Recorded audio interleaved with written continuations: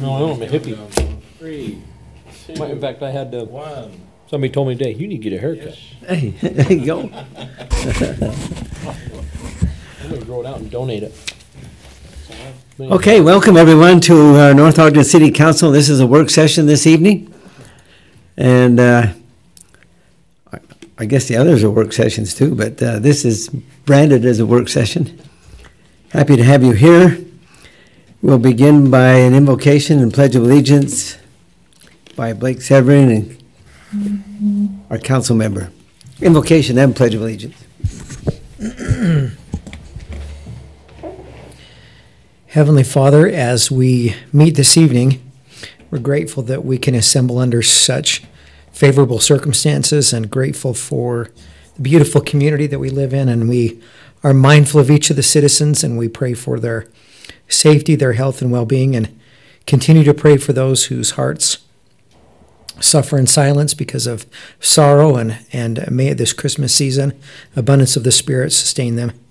We pray this night that as we meet, that decisions rendered would be for the best of the citizens and for the best of the city. Give thanks for our abundance, and we pray for this in the name of Jesus Christ. Amen. Amen. Please stand and repeat the Pledge of Allegiance with me. I pledge allegiance to the flag of the United States of America and to the republic for which it stands, one nation under God, indivisible, with liberty and justice for all.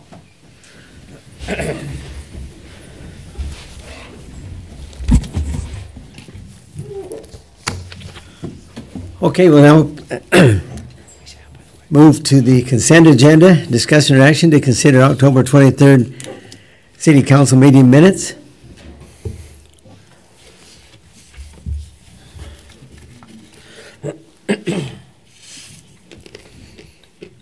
I move that we approve the October 23rd City Council meeting minutes. It's been moved by Councilman Turner that we approve the October 23rd council meeting minutes. Second. It's been seconded by Councilwoman Stoker. All in favor? Aye. Any opposed? Thank you. Moving to the first item on the agenda, public comments. Anyone have any public comments at this time?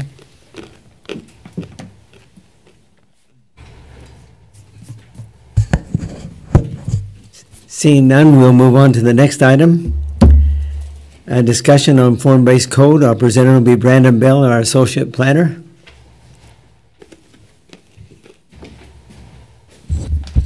Good evening, Mayor and members of the council. It's not plugged in.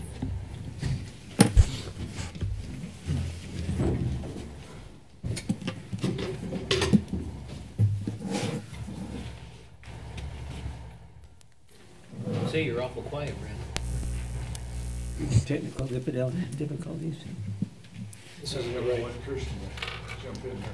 The right end. I think you need to lick it first, Carl. No, it's broken. Now we got it. Now I got it.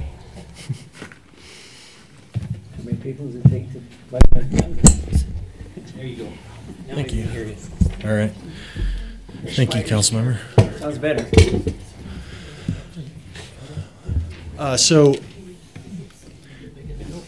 I just wanted to, John and I wanted to have a really open, frank discussion with you tonight about this. I have around 50 slides. I'm relatively quick on slides, but still there's a lot of content to go over.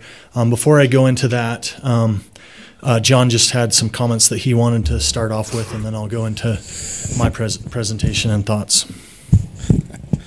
So, Council, on the form-based code, it's been talked about a lot. We've looked at it a little bit with the council. The Planning Commission has spent a lot of time. We're running into a situation where one of the primary pieces of property in the city that we were thinking this might work well if the council did decide to do this code would be the piece behind Walgreens and the America First.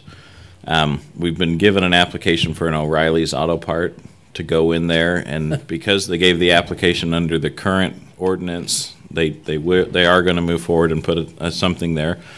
But there's talk of other things coming in, And so the question is, really, if the council thinks this is something they might want to do, particularly for that piece of property, then it would be good to do something quicker and be willing to make some amendments as developers come in with proposals than it would be to try and get it ironed out and exactly perfect.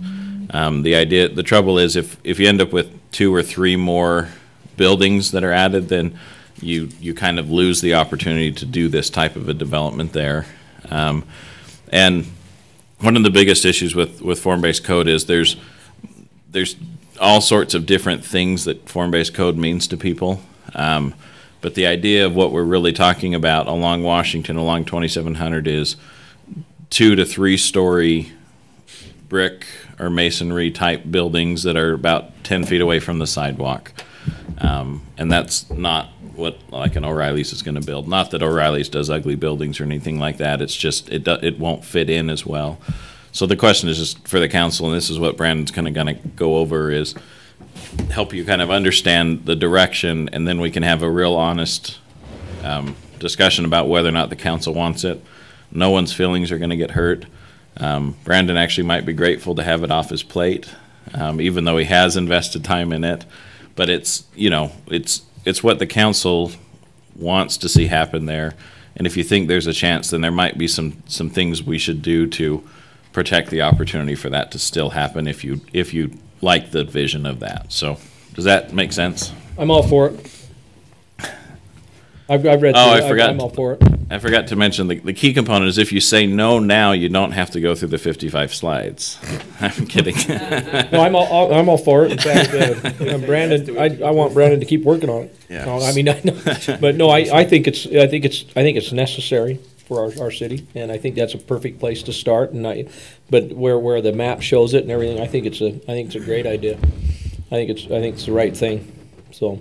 And the flip side of kind of what this ends up, I hate to use the word cost, but it's the one that we use in our discussions as Brandon and I and Rob have talked about it. But we will need to, if we're going to put something in place, stick to our guns on those standards, like you did with the stucco down in Village at Prominence Point, because everyone's always going to have a cheaper way to do what and get close to what we want. But if you really want this vision adopted, then what you really want is what you say you want. If that In makes construction, sense. we don't use cheaper; we use more economical. Ah, yes, more economical materials. More pencilable.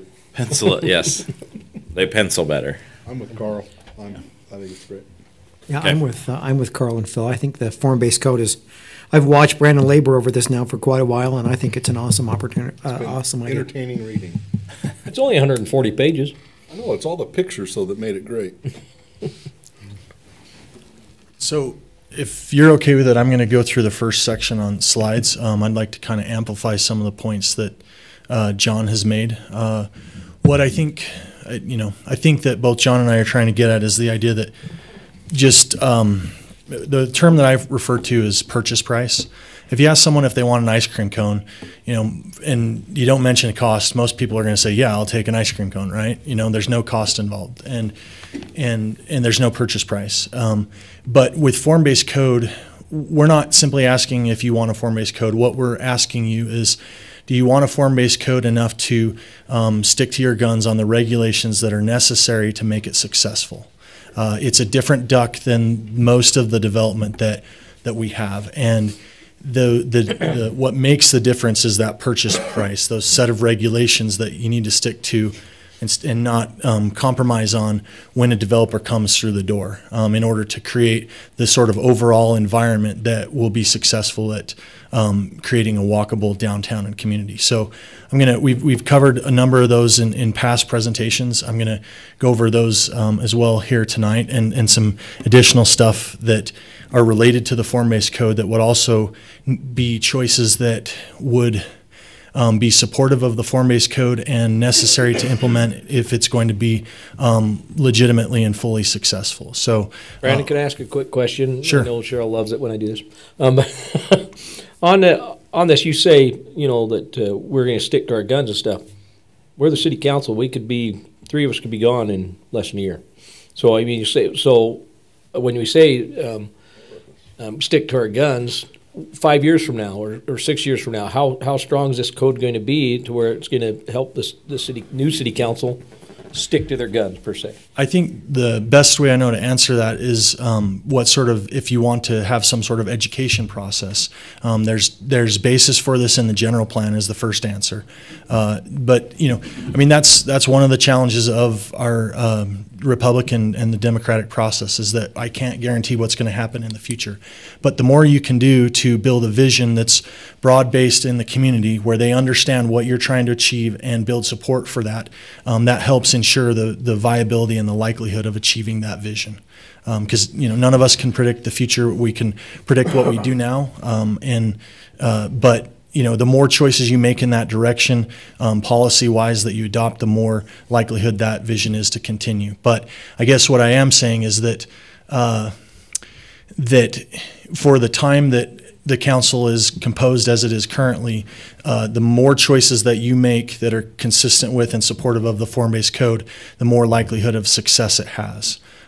But I guess part of the reason why I'm having this conversation is because I feel like I'd be doing you a disservice if I didn't tell you the hidden purchase price regarding the regulations that are necessary to make this successful, and promising something that, in other words, the short version is you can't do both auto-oriented development and form-based code well together. You have to pick one or the other.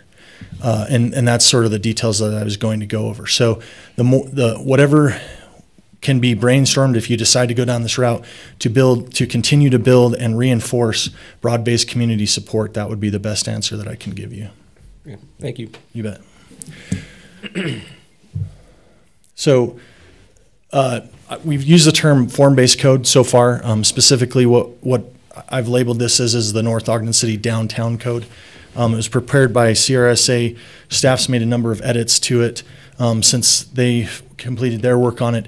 But it's intended to create a form of development that you are familiar with, downtown Main Street America and the walkable neighborhoods that support it. You're familiar with it, but again, it's not the prevalent development pattern that you are used to in North Ogden. Most of what North Ogden is made up of is referred to as conventional suburban development or drivable suburban development.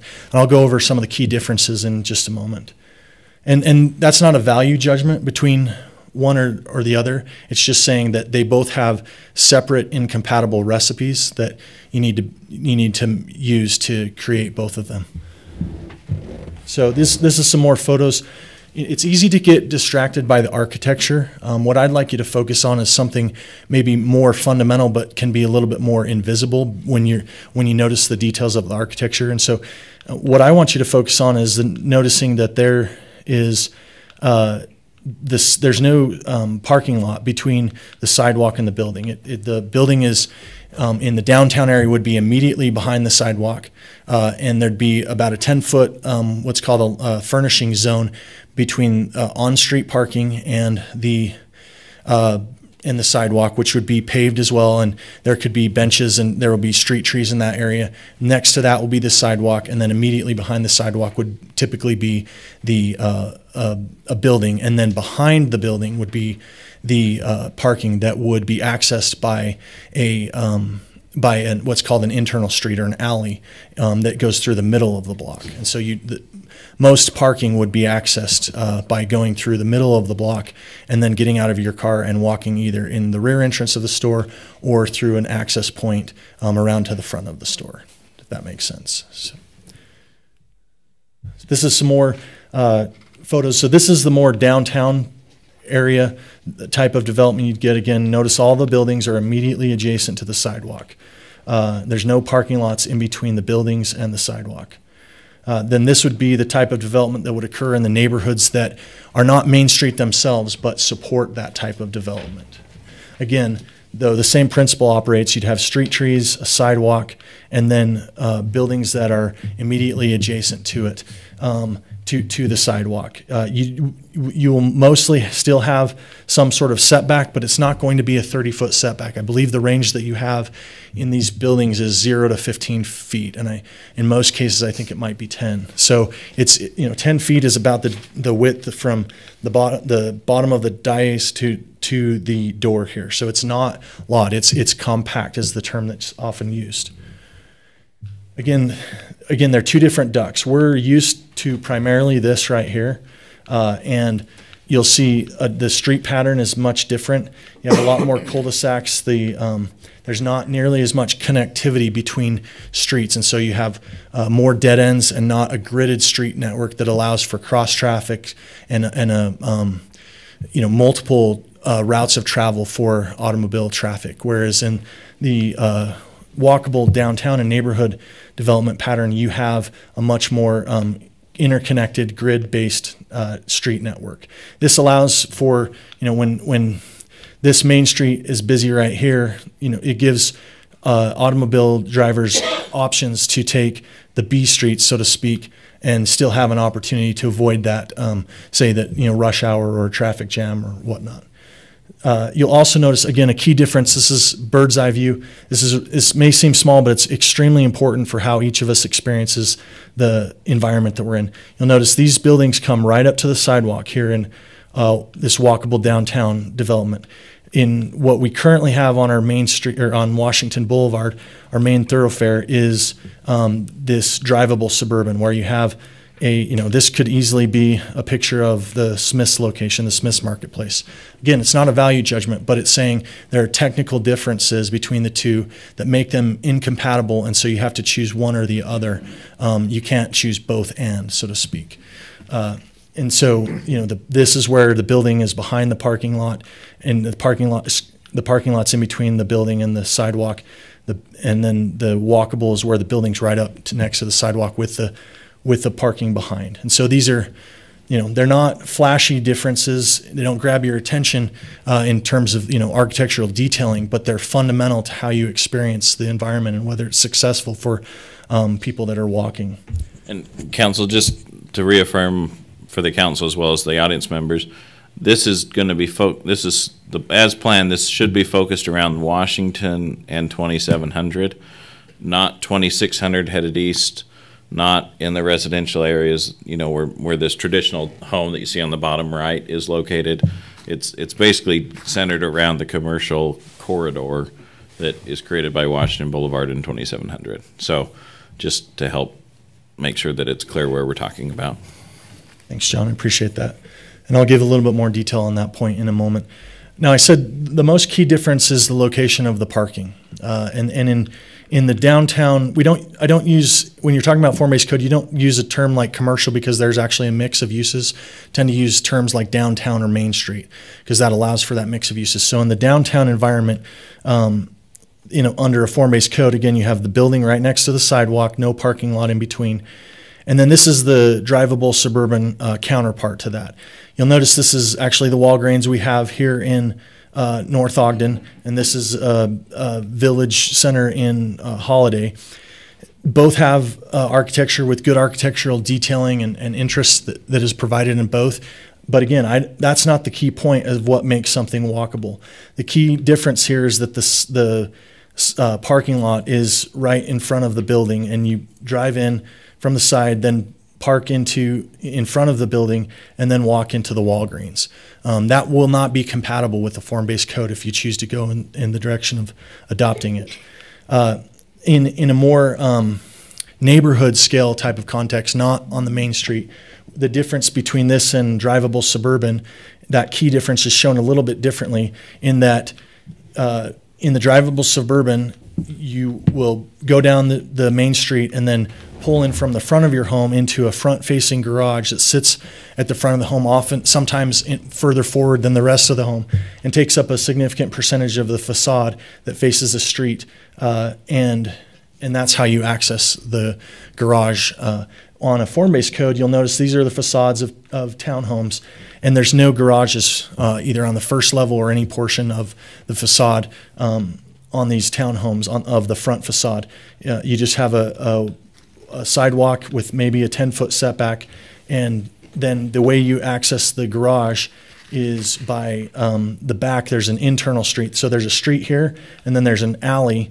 And you can't quite see it, but there's another home right here.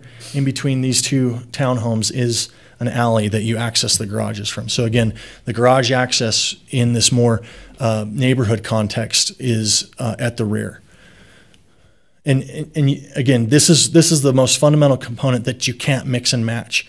Once you go down this, you have to stick to it in a form-based code development area, because it's so fundamental to how people access their homes and buildings that if you try to switch back and forth, it just destroys the neighborhood and the block. You have one person with a 30-foot setback and a driveway coming from the front, and another person trying to build their home right up against the sidewalk, and it just kills the feel that you're trying to achieve in the neighborhood. There are some exceptions, but they're relatively minor in this, and the reason for those exceptions is to transition at the edge of the form-based code area to another neighborhood that's a drivable suburban. And so you have to compromise there to let them match up successfully, if that makes sense. But it's only in those situations. These are some more photos. Again, buildings right up next to the sidewalk, and you can have a mix of uses in these buildings.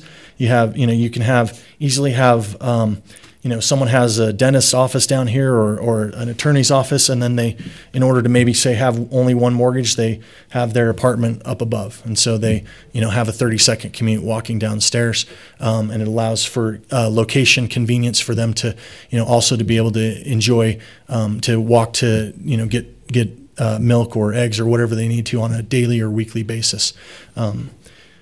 That sort of mixing of uses is one of the fundamental components that allows this to increase the convenience for people and the compactness of the neighborhood. This is a list of the different issues that are addressed in the code, and I want to make the point that each of these is different in walkable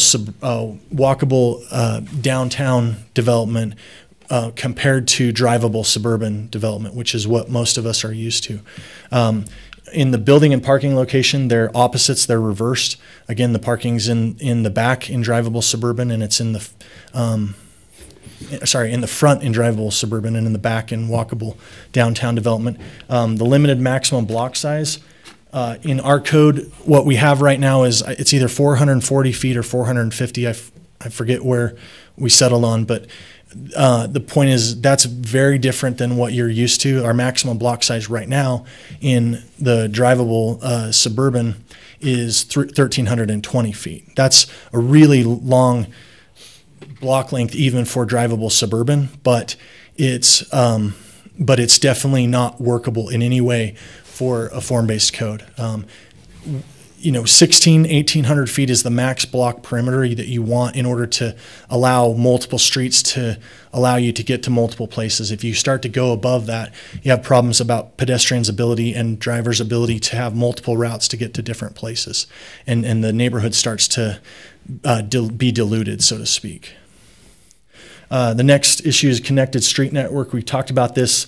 There's a much more grid-based type of interconnected street network in a walkable downtown development. We'll go into more detail on the street types in a moment. And then you don't regulate primarily by use. This does have a lot of use that's addressed, issues that are addressed in the code, but what you do is basically the code's been designed to pre-select for building types that are compatible in a given neighborhood, because you have a mix of not just uses, but because you can have both commercial and residential in the same neighborhood. The way you resolve that is having a limited set of building types, and we've discussed that before. We'll discuss it a little bit more. The idea is that the term that I use is conditional compatibility. When you do the design right of the building, then uses that were previously incompatible can be now compatible. You can put the living quarters or the apartment on top of an attorney's office or even an ice cream shop or something like that, whereas you couldn't before if you had different setback regulations and things like that. And so the form-based code is about finding the uses that if you design them right, are conditionally compatible, and then you figure out, okay, what are the rules we need to follow in order to design them right so that they are compatible. And that's probably a little bit vague, and I'll explain a little bit more later. And then the same basic idea of open space types that have been predetermined to be compatible in the different subdistricts. So going back to the concept of purchase price, this is what I spoke to you about before. These are the purchase price. Sticking by these regulations is the purchase price of obtaining the form-based code should you decide that that's what you want. And not really actually the form-based code, but the type of development that it's intended to create. If you water these down, then you water down the type of environment that you're going to get. And so the hope is that it's not, that they're smart regulations that are going to create value by the type of neighborhood that they require to be produced, and not just a burden to make things more complex, but that they're right-sized, so to speak, regulations to accomplish a specific desirable goal. So again, going back to the concept of requirements of success for success of the form-based code, these are some additional factors that are related to the form-based code, but not necessarily a direct part of it. The goal with form-based code is to create a complete neighborhood or a complete community, not just to create an individual home that's successful as a dwelling unit or an individual business, but to create successful dwelling units and businesses and other institutions that not only work for themselves, but that harmonize and synergize with one another to create a community that, each piece that you add to it adds to the community as opposed to detracts from it, so that each new neighborhood or each new home and subdivision that is developed adds to the energy of the neighborhood as opposed to detracting from it. And that goes back to making sure that they're conditionally compatible. So with that said, these are some of the requirements that are necessary to make the form-based code actually work. The first thing, and just right out of the starting gate, is that people are going to need to feel genuinely comfortable walking across the street on Washington Boulevard. I think, I don't remember if it quite goes up to 50. I wish I would have checked that. I know we have it at least at 40 in areas, and I think there are sections that are 50, but I'm not sure. And I'd be doing you a disservice if I wasn't forthright with you about this. I think that it's important to understand that I would highly suggest that you look at reducing the speed limit on, and working with UDOT to reduce that speed limit to 35 miles an hour. The thing is if you want people to feel comfortable walking, they have to trust that they're not going to get sideswiped by an automobile as they cross the street, right? And in order to do that, you have to first start with a speed limit. In order to do that, there's a prerequisite step probably that needs to take place, which is that we need to look at adopting the complete streets document. The reason for that is that UDOT has jurisdiction over over Washington Boulevard and the things that go on there, the speed limit, things like that. But they do have to respond to local needs, and desires. But in order for them to officially need to respond to those, we have to have a policy document in place that's been adopted in order for that to be considered. And so that's why a complete streets document needs to be strongly considered to be adopted if you want to adopt the form-based code. And going back to the concept of a complete community, in the type of community that you're trying to create, should you choose to adopt the form-based code, the street is seen as a public asset for not just for automobiles, but as public space and for pedestrians. And so it's not quite a linear park. I wouldn't go that far, but it's viewed not just as a transportation asset, but a community asset that it serves multiple purposes at accomplishing the public good, not just transportation and throughput. And another way of looking at it is that you want to, if you're trying to get people to walk and to shop in your community, it's not that this is in any way against the automobile, but I need to be really clear. The goal of this is to help you prioritize for the automobiles that are going to stop in your community, not the automobiles that are going to drive past and through your community to shop somewhere else, right? We're trying to create a place that is not just worth driving through, but a place that's worth driving to and stopping and spending time. And, if you sort of forget about economics and create a great place for people to come, then the economics themselves start to work out because you created a great place. Property values go up, retail sales go up, therefore retail sales tax goes up, et cetera. And so this is taking a distinctive step to slow that traffic down so that you can get people and creating an environment that people can both want to walk to and can walk to by feeling safe crossing the street.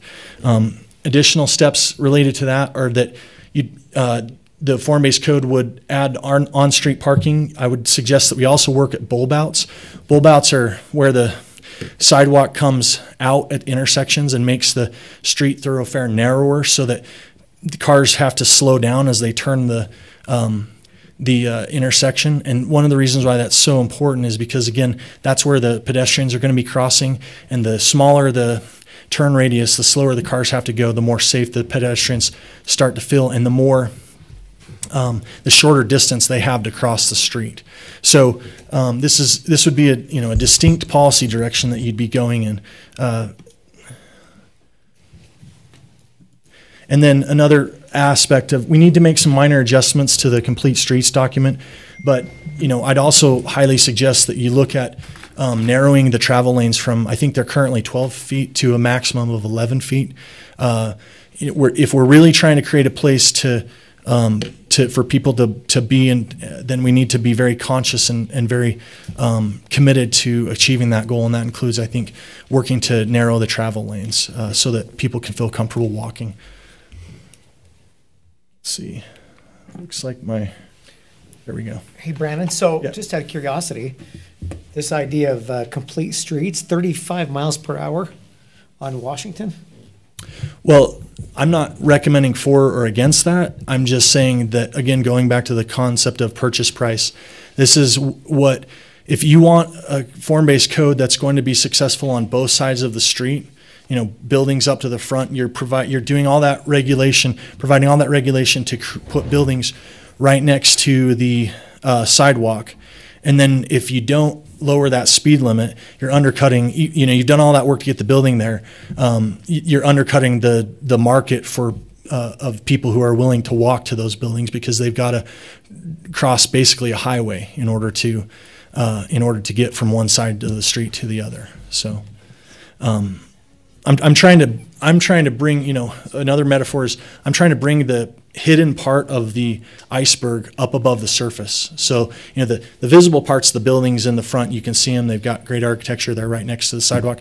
But I'm also saying you have to take the whole enchilada if you want it to work. And I'm not saying that you should, bite into this enchilada or not. I'm just saying this is, if you're going to go down that road, this is the reasonable requirements to make it successful. I like your enchilada metaphor better. I'm hungry. Yeah, I'm the best at mixed metaphors. I'll probably get you 6 or 7 before the night's over, right? And counsel, one thing that, So, Brandon, I just one quick question to have. As you've looked through this form-based code and the plan, I think the plan is fantastic. But my questions stem on how you're going to how it's going to work in tying into like the Kurtz area and with the new change of the way this intersection is going to be. And you talk about bulb outs. Is that? Yeah. UDOT's already got a plan for that. Has that been considered with this? Because you're talking about that would be a great place, which I think is a great place for it. Now you got me thinking about Washington and how that's going to change. That's going to make that actually, UDOT's probably going to want to have it faster because they're the ones who they don't really want us to slow it down from what we've been told, right, John? So think of Washington and Ogden City. It's 35 miles an hour. They use some of these bulb outs. They have crosswalks. They have some medians, planter type areas. And so the idea is as you get more foot traffic, as you get more cars parking on Washington, there's going to be a natural tendency for the traffic to slow down anyways and still move quite well. I mean, traffic really does move quite well through Ogden with lights at every block. It's not 50 miles an hour, so it's slower than what we're currently getting between 1700 and 2600. But it's a trade-off. I mean, it's going to naturally slow down anyways. I think Riverdale's 50 miles an hour, and I'm trying to think of the last time I was able to go 50 miles an hour on Riverdale Road. So It's 40 that on Washington down to about 2,200, aren't we? 2,100, 23, yeah. 2,300. Yeah. So there's some things that will happen as more busy activities happen in the area. Traffic will naturally slow down some. So. And I don't have a a specific solution to this general idea, but I think the general idea is important. Is the more we can focus on getting the fast flowing traffic to go west on 26/2700 north, and the moderate speed traffic to go along Washington, should you choose to adopt the form-based code, I think that's the best recipe for success. We're trying to create a place where people don't rush through, that they enjoy being in. It's enjoyable enough that it doesn't feel like an inconvenience when they're either passing through or trying to get there, to be going at moderate speeds. Are there other questions on this topic? This is kind of like Brigham City, isn't it? I think that's a good analogy. You're, 45 until you get right up to the downtown, and then all the parking's in the back, and you're down to 25, 30 miles an hour in there. Yeah. You get north of downtown. So I guess one other comment, it's easy to see the downsides of this right now. And I'm not saying that those downsides aren't real. Like there could be significant pushback to a significant drop in speed. What I'm also trying to do is help you be fully forthright about what that purchase price is, but also create a vision of what the trade-off will be. This is what you'll get in its place. I can't be dishonest with you and say that there's not going to be a trade-off. There is. I'm just trying to paint it clearly so you can decide, is this trade-off worth it to us?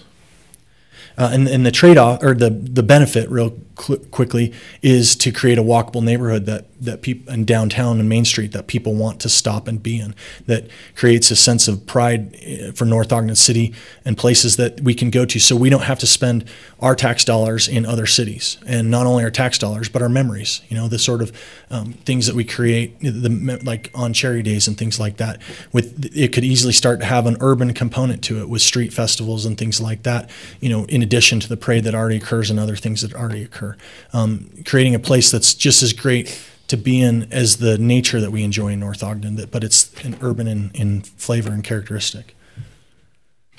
So this is a comparison. This is actually, I'm giving you a little bit of a teaser here from Kai's presentation that follows mine. He's going to talk to you a little bit about the streetscape, which is the elements of the street that are basically everything from the edge of one sidewalk to the other, and street trees and median in between. But he showed me these slides, and I wanted to pull them into my presentation because they make a really clear comparison of what the alternatives are. This is currently what we have. This is a gas station over here, and then this is a parking lot right behind the sidewalk. And then this is what would be proposed under the form-based code. Again, you've got the street trees in the landscape zone or furnishing zone. Then you have the sidewalk, and then immediately behind that you'd have the buildings. The parking would be back here. On this one, you can't see the parking. On this one, you can't see the buildings, but you can see the parking.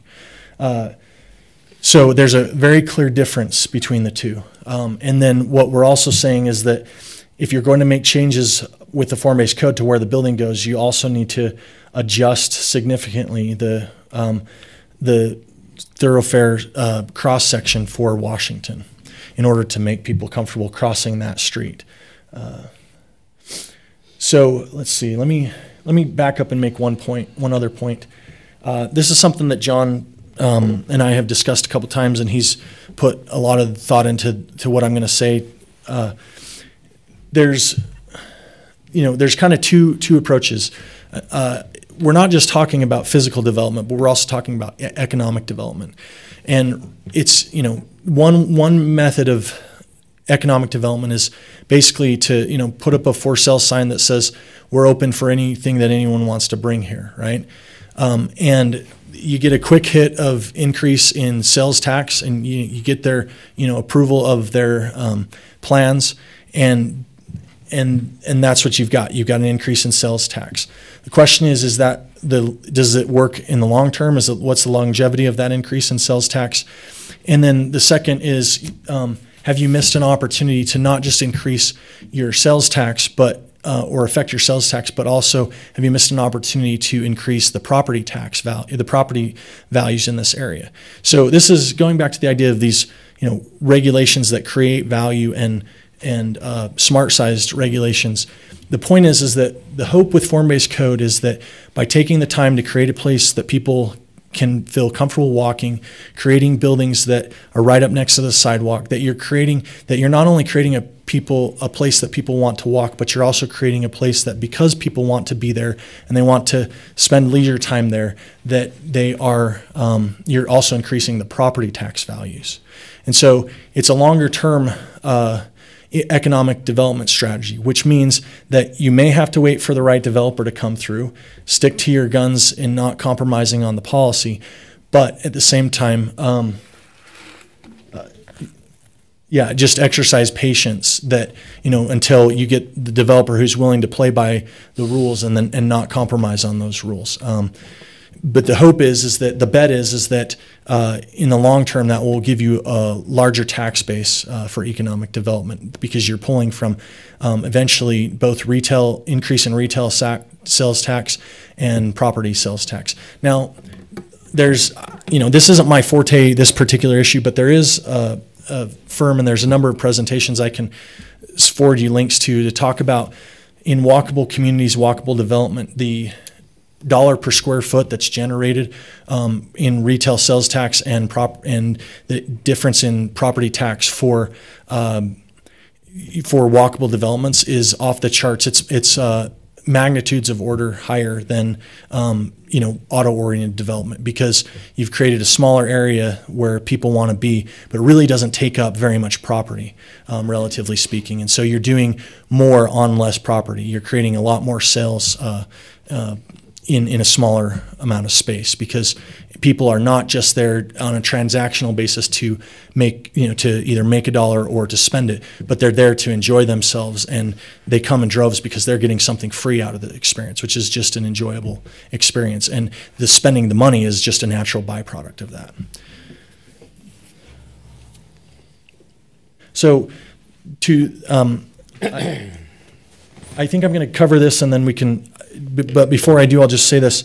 I know that a few of you have expressed your opinions on where you're at with the form-based code, but even though I've got all this content, John and I's hope as we discuss this is that our biggest hope for tonight is that there's an open, fully straightforward, frank, and comfortable discussion about whether this is actually your vision. It's okay to be really blunt. It's okay to say no. If this isn't what works for you, we need to know, because put it another way, you're not going to hurt staff's feelings.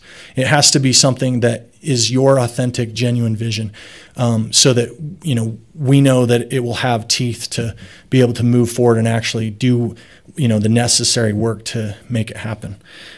So what I guess I'd say is I'm just going to cover more of the technical content, and then I think it'd be best if we have that conversation at the end of the presentation.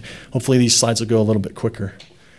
So this is the main map for the downtown district. There's 3 sub-districts. The purple is the Main Street district. The pink is the Central Market or Downtown Market sub-district. And the orange is the downtown neighborhood. This is the purple is the most urban. It's the most Main Street-ish area. And this is where the buildings are going to be closest to the street. You'll notice there's a bunch of lines on the street. These serve 2 different purposes. They're hard to see, but they're dark purple lines around 2000 North and 2600 North. This may need to be edited based on what was brought up about UDOT and the widening of that intersection. That's an area where that is not, I'm not saying it's a bad choice, it's just not supportive of the form-based code, and so that issue needs to be addressed. Maybe we hold off on that intersection for a while. I don't know exactly what the solution is, but we need to admit that and figure out what the solution is. But you'll notice these purple lines. What those are saying is that only the storefront building type can go in those areas. So those would be nodes of activity that are primarily commercial in nature, with buildings that have lots of glass storefront walk, and then the entrances as part of them that you'd walk in. And so those would be the commercial nodes in that area. And then you can only use these 3 subdistricts in the form-based code district. This is the district. You'll see it's all in that dark purple, and you can only use the standards for one of these 3 zones in that subdistrict. Someone can't come in and bring a large lot single-family subdivision in this district. This is starting to get into the nitty-gritty of how it's going to look and feel, or how it would look and feel. This is kind of a representational shot of downtown Main Street. This is downtown Market. One of the main differences is that there's going to be a larger setback on the downtown Market. The downtown neighborhood, you'll see these are more townhome and then compact single-family home type buildings. But these would also allow things like live work on some of the buildings, and then some small shop commercial on corner lots specifically, or only, I should say. And so the building type is a concept that's probably going to be relatively new to you, but it's the guts of how you achieve the character of these subdistricts. In each of the subdistricts, you have a permitted set of building types. And so in the downtown Main Street, you have a storefront building, a general stoop building, and a terrace building. And so when I use the term character, there's kind of a continuum of character in the urban planning practitioners that practice form-based code, and it goes from urban to suburban to rural. And that's what I mean when I talk about character, is how urban does this feel? How much like a Main Street does this feel? How much does this feel like a compact residential neighborhood? Or how much does this feel like a neighborhood at the edge of development that's a little bit larger lot? That's kind of what I'm referring to when I talk about character. So in each of, the Main Street is clearly the most urban. The downtown Market is actually kind of, it doesn't cleanly fall in that continuum I just gave you, because it's what the Planning Commission, the direction that they steered it in, was to have it sort of be focused on a dining district where you'd have a larger setback, but then a certain portion of that, I think it was 40% of the facade length would need to be dedicated to outdoor dining. And so it'd be a specialized district that, specialized may be the wrong term, but have a specific focus in addition to the other things that are going on there about outdoor dining, so that it's, again, a place that people want to come, but they want to stay a while once they get there. The next one is the urban neighborhood. That involves a terrace building. You can see these are townhomes. That's the building form we're labeling that with is the terrace building. A yard building, which is the single family home, but it's a narrower setback. And then on corners, the storefront building. So going back to, I talked a little bit about compatibility.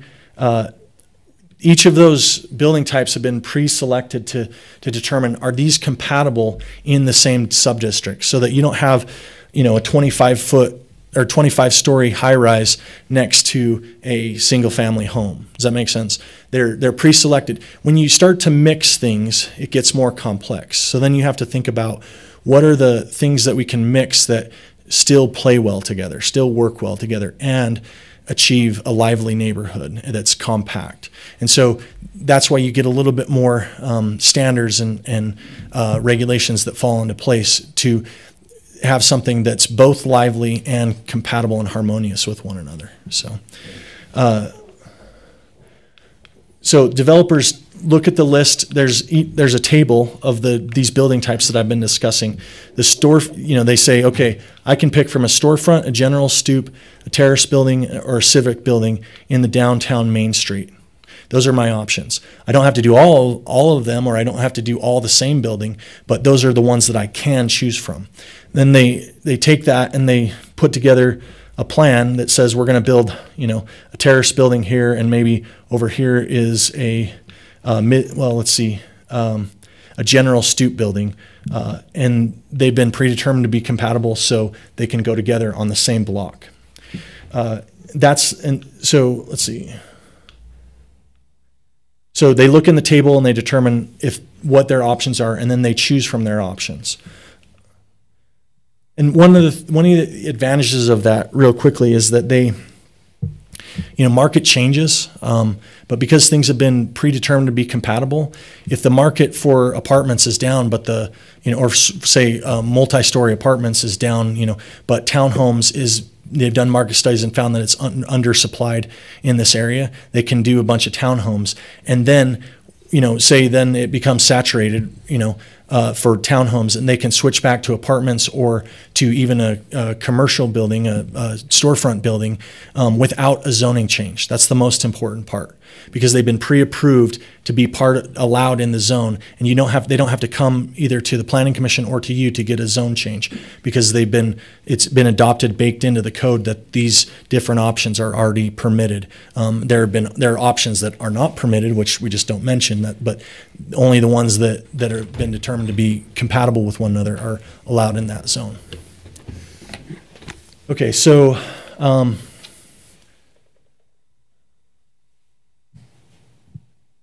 again, just one concept from this is that the goal is to create a high-quality public realm so that it's desirable and people want to stop and spend time there.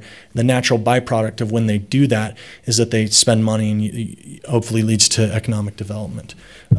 But you're giving the user, the pedestrian, a free win of having an enjoyable environment before they even spend money, which lures them into the environment. They want to be there. This public realm is the space between where it begins is from the front of one building to the front of the other, and everything in between, which you have.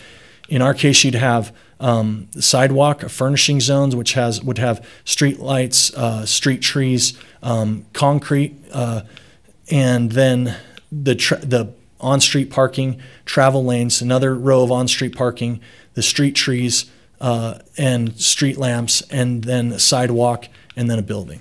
So that's the public realm. Everything from one edge of the front of one building to the front of the other on the other side of the street. This is an example from Texas. You'll see these two photos. These are actually the same street. This is, I would guess, maybe 5 years later. They made the decision to go in the direction of doing the type of development that form-based code produces, and it started out here. They were using this area for parking, and you've got these old electricity poles. And this is what they'd converted it to within about 5 or 6 years. In fairness, I need to be clear, they made it, this municipality there made a decision to fund a lot of the public infrastructure there. I'm certainly not assuming that would happen in this case, but part of that was driven by the city, not all developer. And then just as another example, John referenced earlier, Washington Boulevard, and this is Washington Boulevard at about 24th Street, just past 24th Street.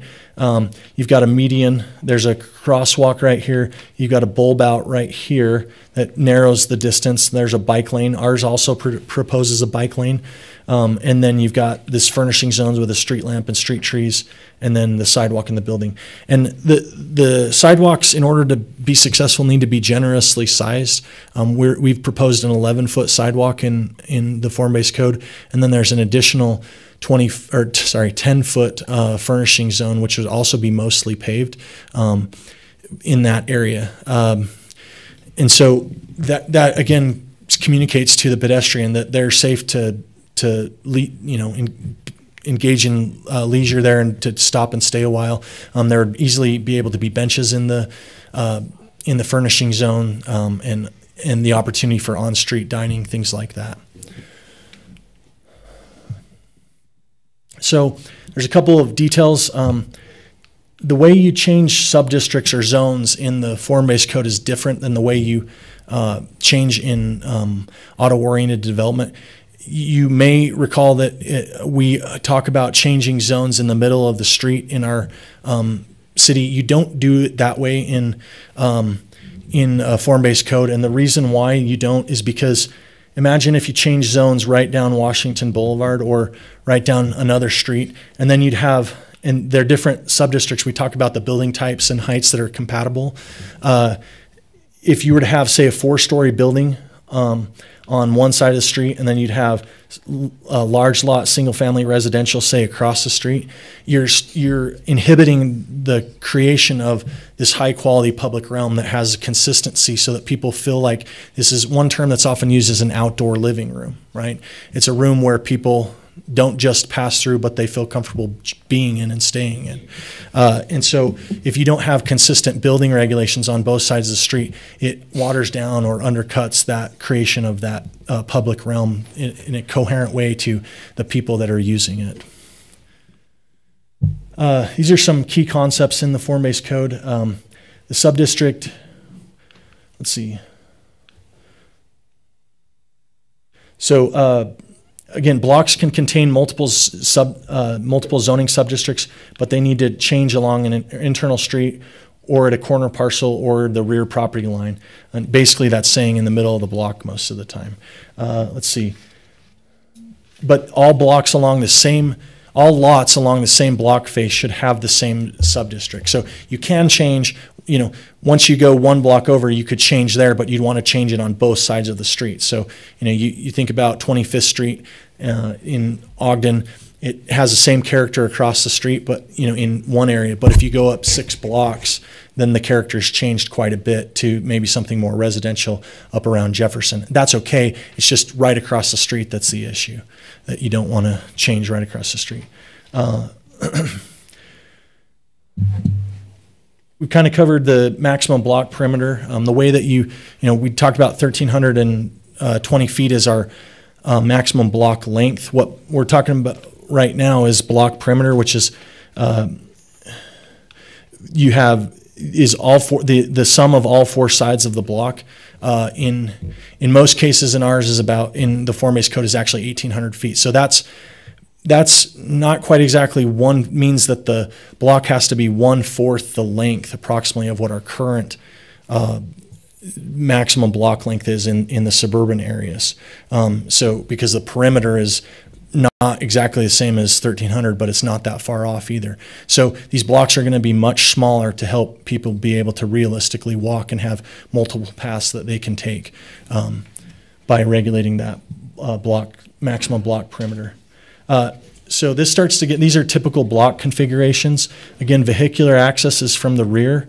There's a street on the front, but when you actually pull into a townhome or to a single-family home or and other buildings, you'll be accessing from the side of the block and not the front. Let's see.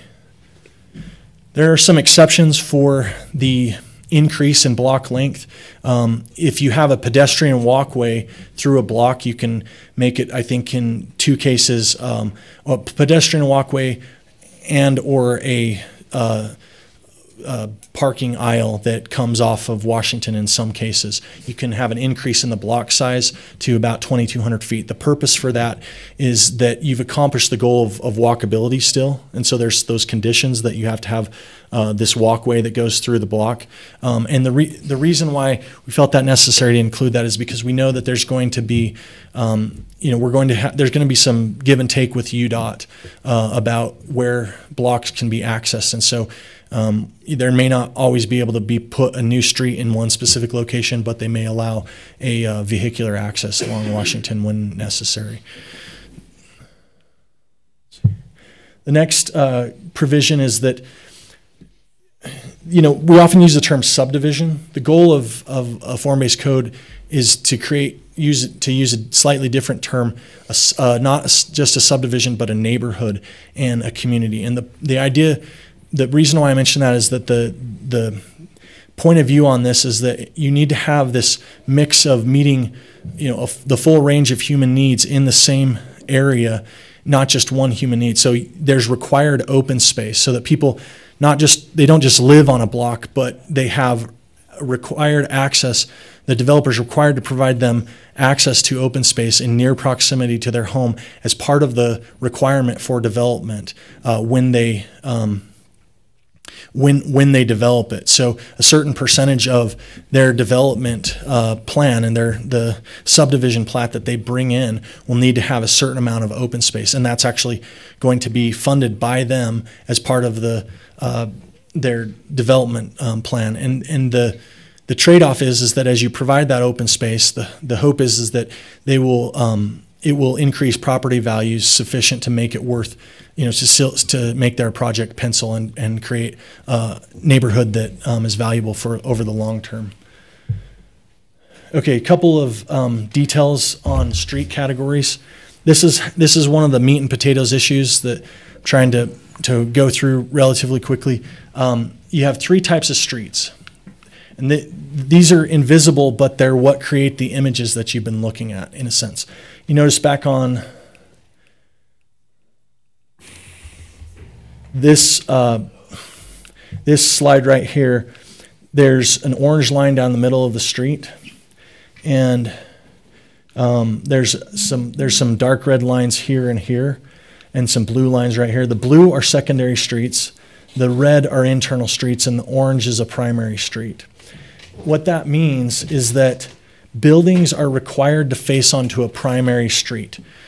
In other words, they're the front street. They're the front of the block. This is the area that gets the high attention, right? That everyone wants to walk on and be down, which is, in our case, it's Washington Boulevard, in that specific area. Then you're going to have a utilitarian access around the side because people still have to have deliveries. They still have to have things dropped off. They still have to have customers get to parking, et cetera. And so because you're trying to create this higher quality public realm from one building on one side of the street to the other, you need to, people still need to meet their utilitarian needs. So you isolate them a little and say, this is the fancy dress that you wear out on Friday nights, and the side is maybe, the Tuesday night cleaning at home dress, right? Well, the one's the Tuesday night cleaning at home access, the other one's the fancy dress, the primary street. That's what that is the high quality one. So the internal streets are these right here, and they are basically the back of the block. Even though they're in the middle, they're back because they're the utilitarian access.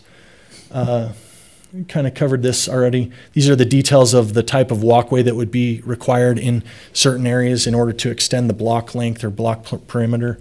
Let's see. Okay. I want to just show you one more image and then we'll keep moving on. So this is the primary street. This is one block. We drew this for Planning Commission. This is the primary street. Let's say that's Washington, right? The requirement is that the fronts of buildings all need to face onto that primary street. This is another primary street. Again, the fronts of buildings need to go onto there. The only thing that can come off that is a secondary street. Then once you get onto a secondary street, this is maybe the side of the building. It doesn't have as many requirements for windows.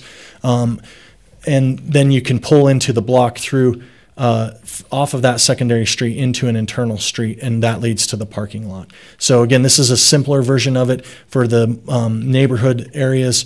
You've got a primary street, a secondary street, and then an internal street. The internal street, called internal because they go through the middle of the block. That's the shortest version of the story, and that's where everyone parks, is in the back of their lots, typically speaking.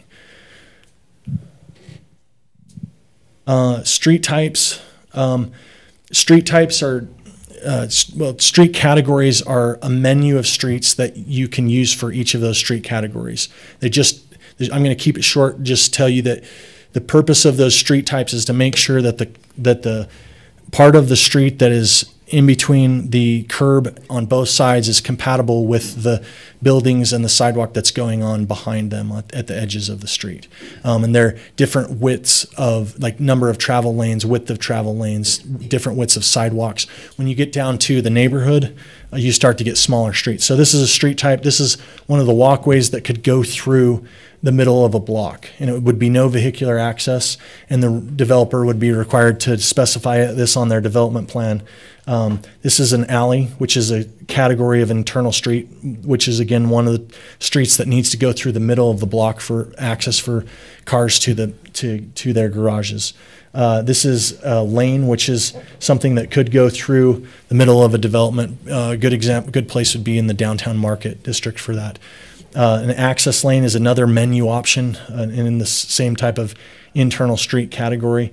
The neighborhood street, this is more close to what you see in North Ogden, but it's still a little bit narrower than is typical.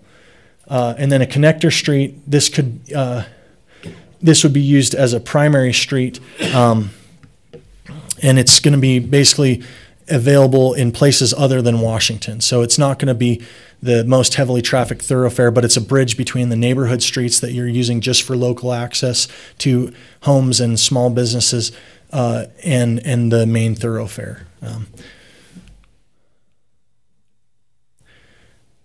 And then the boulevard, which is the classification for Washington, is the largest of the streets, and it has we prescribed 11-foot lane widths, up to 2 travel lanes in each direction, et cetera. So again, this is, I would really encourage you to study this map, spend some time understanding the concepts that I've gone over, and then study the map. I'm the sort of person where no matter how smart one person is, and I don't claim to be that smart, just so it's on the record, but no matter how informed is, an extra set of eyes is generally speaking a good thing. And so if there are oversights and you see, how in the world is this road here going to work? I'd like to hear it, because we'd rather learn that lesson now than 10 years from now when when the application's in and we've had an oversight. So, we've done our best to work through that. The goal again is to create an interconnected street network in the area. Not all of the streets that will be proposed are on here. What they are is, these are the ones where we know we would need access to existing streets so that we don't miss the opportunity for that connected street network in those areas.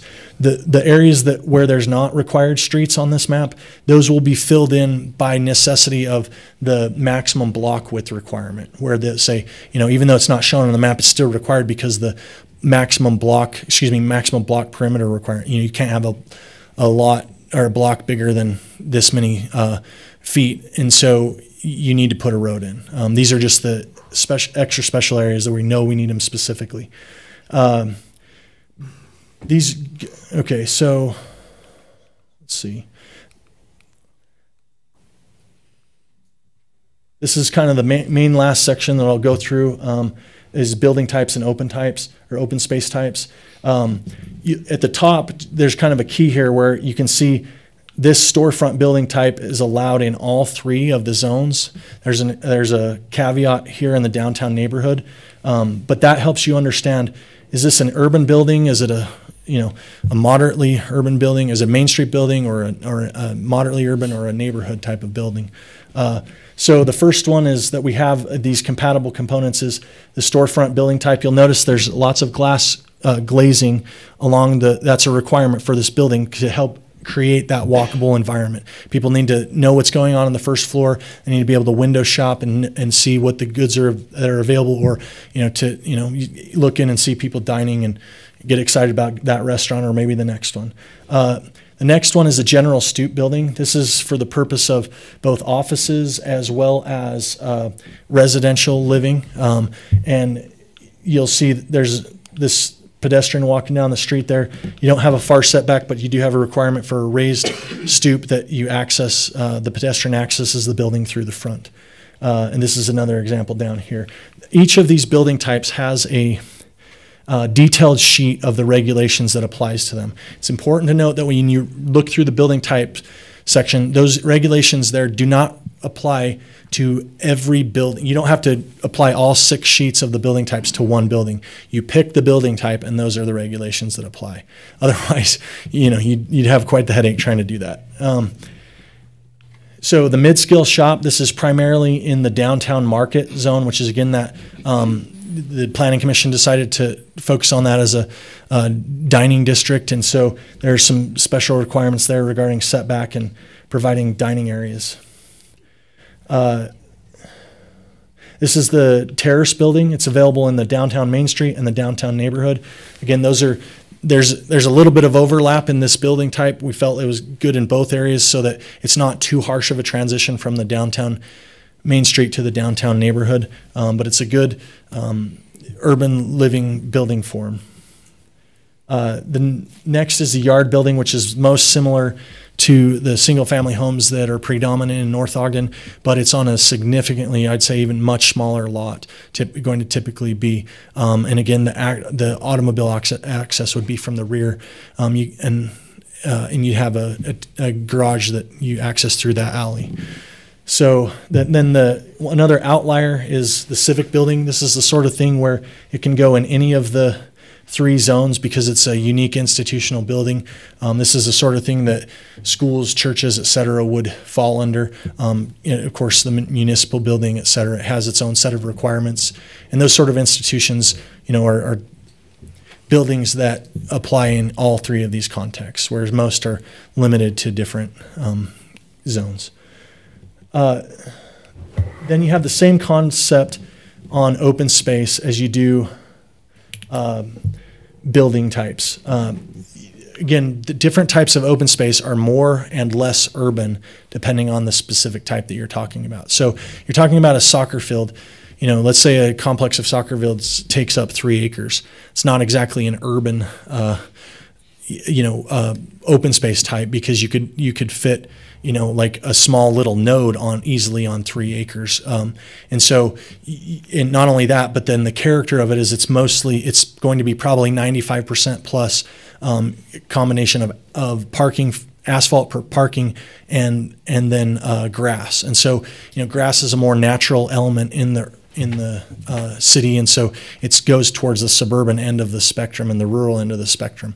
So that's what the goal of these is to try and match the level of urbanness of the open space to the different sub-districts because they're arranged by the same continuum. So the plaza, each of these has their own space, and the developer takes this as they're preparing their subdivision plat, and they say, okay, we're going to, there's a requirement that you have at least 2 open space types if the subdivision is so large. And so they say, okay, we're going to put a plaza in one area, and then we're going to maybe the next one we're going to take and we're going to choose a square or maybe a pocket park. And so that meets their requirement for 2 different types of open space that are mixed in with the rest of their development. So you've got a picture down here. You'll notice that this is a much more urban fill in this plaza than it is in this green, right? And so there's a percentage of hardscape in the green that's much lower, and then the green space is much higher on the green open space type than in the plaza. And so again, back to this concept of urban versus suburban or rural. Another open space type is a commons or a courtyard. This would be a more private type of open space for a development. You could put, you can put it in the back of these and have alleys surrounding it, or you could put it in the front of an apartment complex, a U-shaped apartment complex that all 3 sides front onto that courtyard. This is the pocket park, I think, and then there's the park, which is the sort of more soccer complex type of place or open space type. And then another one we have is sidewalk dining. And that would count towards open space under certain conditions. I guess that we also have the greenway or urban trail open space type. So again, this is the main map I'd like you to look at. I mean, I'd really like you to pore over everything in the code because the more minds we have on it, I think the more buy-in that we'll either have or not, or buy-in towards another direction. But this is the fundamental guts of the code. This map is kind of where all the concepts that I've talked about tie together. And so if it's not making sense, feel free to stop by my office. We can talk about it after you have the opportunity to do that. So again, what staff is interested in finding out is this genuinely your vision for the North Ogden downtown area? Not just is it our vision, but is it something that you are in support of, and if you're in support of the regulations that make it possible to be successful. And again, it's okay if it's not. It'd be nice to, I think John and I have talked about it, and we're hoping that you can come to a reasonable level of confidence to a conclusion about whether this is the direction you want to go or not, so that we can start spending staff time on that other direction, and also if you do go this direction, so that we can, I guess the term I used earlier was in other conversations is that we've got a lot of development applications that have come in along Washington in the last few months that are not consistent with the principles of the code. Those, I guess the best way I know it is if you're interested in the form-based code, those are paper cuts to the viability of achieving the form-based code. And so if you're not interested in it, then that's not a problem. But if you are, then timing of it is definitely of the essence to see what we can do. I will say that a couple of housekeeping notes. If you decide to go in this direction, it's not yet been formally passed by the Planning Commission. The direction that we were given originally was to have a series of these meetings with the City Council and then an open house. We're at where we're at. What will need to happen is the Planning Commission will need to vote on it, and then if they pass it, then it will need to come to you. But also, the amount of noticing that will need to take place for this, if this map is what stays in place, and that could be edited. That's another option if you want to apply it to a smaller area. That will take a little time to work out. But the amount of noticing that will be required, it will be, we haven't done anything close to that amount of noticing for any of the projects. And so we need to put our heads together in staff to figure out how to do that and how to get it all done for the right hearing and stuff like that. Again, if it is your vision for North Ogden, you'll need to stick to your guns and you'll need to be in support of the purchase price required to attain it successfully. So I guess with that, if we can open it up for a conversation, the closing question that I have is this the type of development that you'd like to pursue for downtown, and are you in support of the requirements necessary to achieve it or not achieve it and go a different direction? I know I threw a lot at you there, but I really feel like informed consent's the best way. So, Could you repeat the last 45 minutes? Yeah, and it's on video. It's on video, so you can go watch that. Brandon, I've said this before. I love your passion about this, and I'm very interested in it as well. I love the consistency of it. I love that it maintains a unity among the areas. So I'm in favor of it, very much in favor of it. Councilman. Towards the beginning of your presentation, you talked about that a developer can change types of buildings within a sub-district. Is that correct? They can select from a predetermined menu of choices in each sub-district. So if you mentioned at one point, too, that they could change their mind without coming to Planning Commission or City Council. How does that work? So what I mean by change is not necessarily on the same subdivision application unless they put it on hold and went back. Right, but okay. Let's say they develop one block, and basically the short version is they have to develop a half block at a time in order to make this work. But let's say they do one full block, and they do 15 townhomes, a corner store, and a general stoop building on the other side. Well, they don't have to just pick one of those building types, is what I was saying. Okay. In conventional suburban development, drivable suburban development, they typically do. There's some minor exceptions for things like group homes or churches, but 98% of the neighborhoods on the East Bench or the northern bench of North Ogden are single-family homes. So that's what I meant by change, is that... So you weren't implying that in the middle of a development, the developer would say, no, I don't want to do that.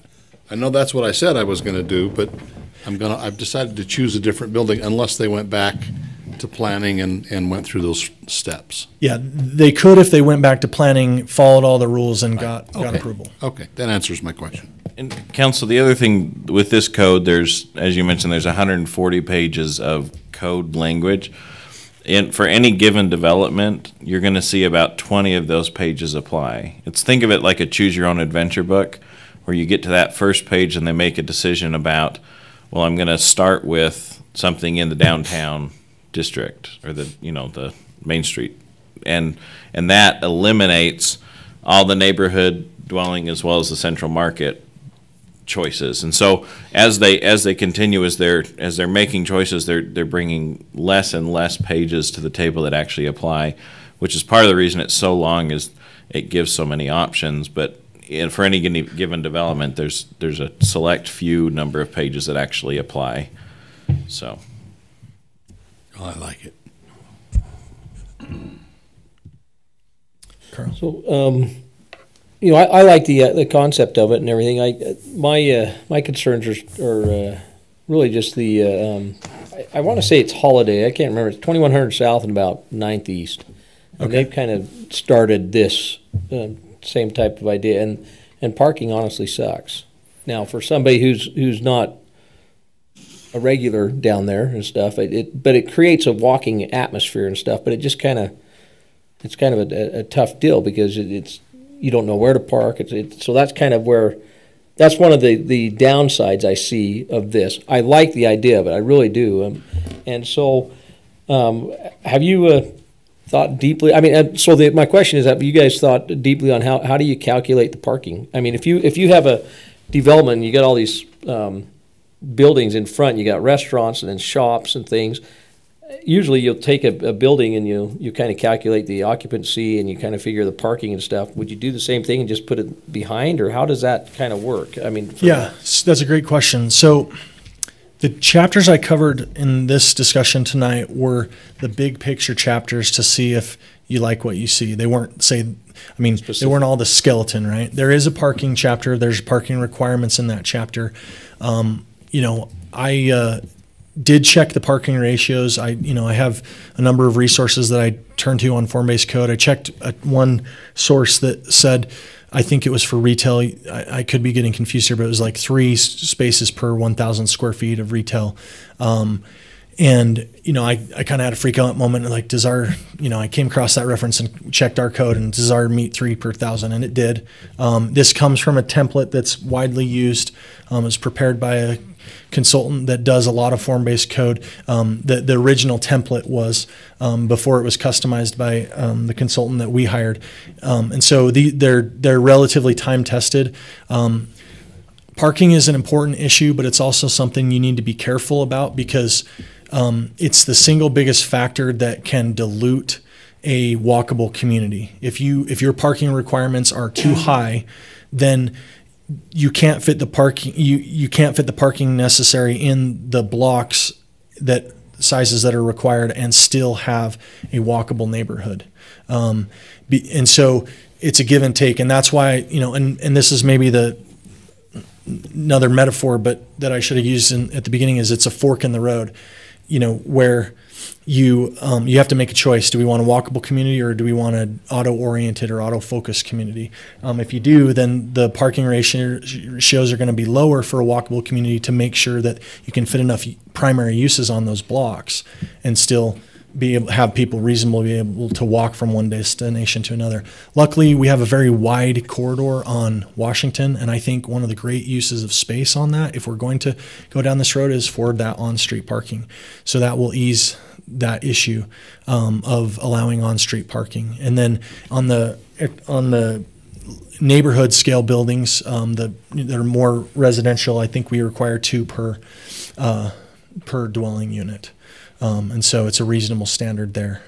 So does this standard at all have a provision for, let's say, developer has an area that he wants to provide parking and does like a parking structure with a building in front and stuff, so you really don't see the parking. Does this allows for this in here? It does. In fact, one of the slides, if I can,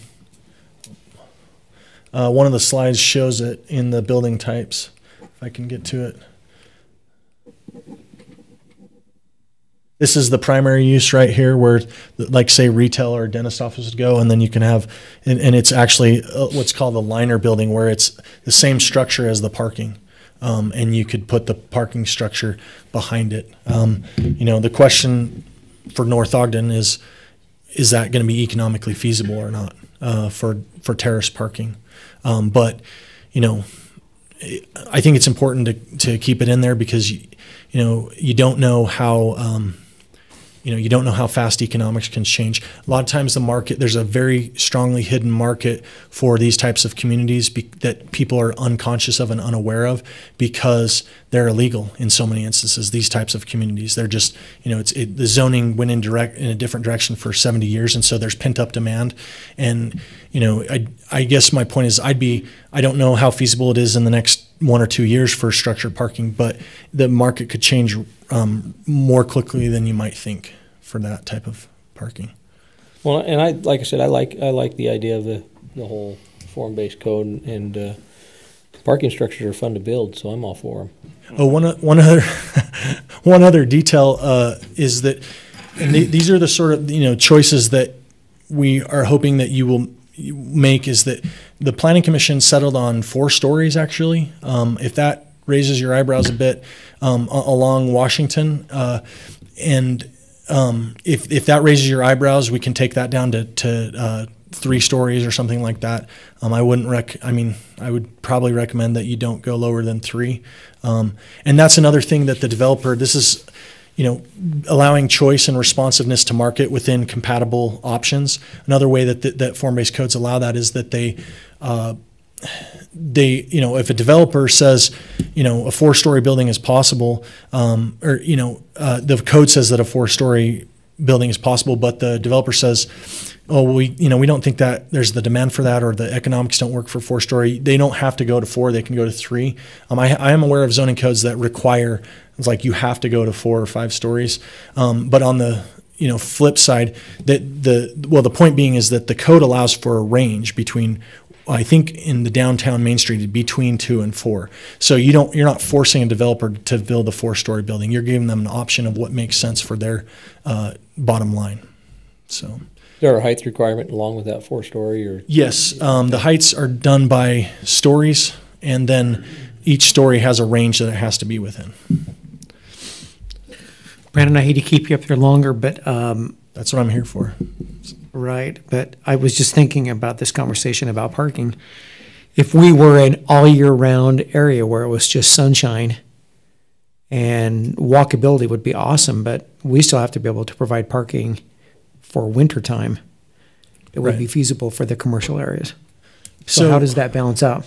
I've thought about that. The best thing I know is that we meet the standards in the resources that I've checked, but it's definitely something we need to keep our eye on, and maybe we have to look at terrace parking in the future to help get vehicles off the street in the commercial area. Again, on the walk in the more residential neighborhood scale areas, again, there's the 2-car parking requirement that's off street. It needs to be off street. So there need to be some sort of 2-car garage in the rear.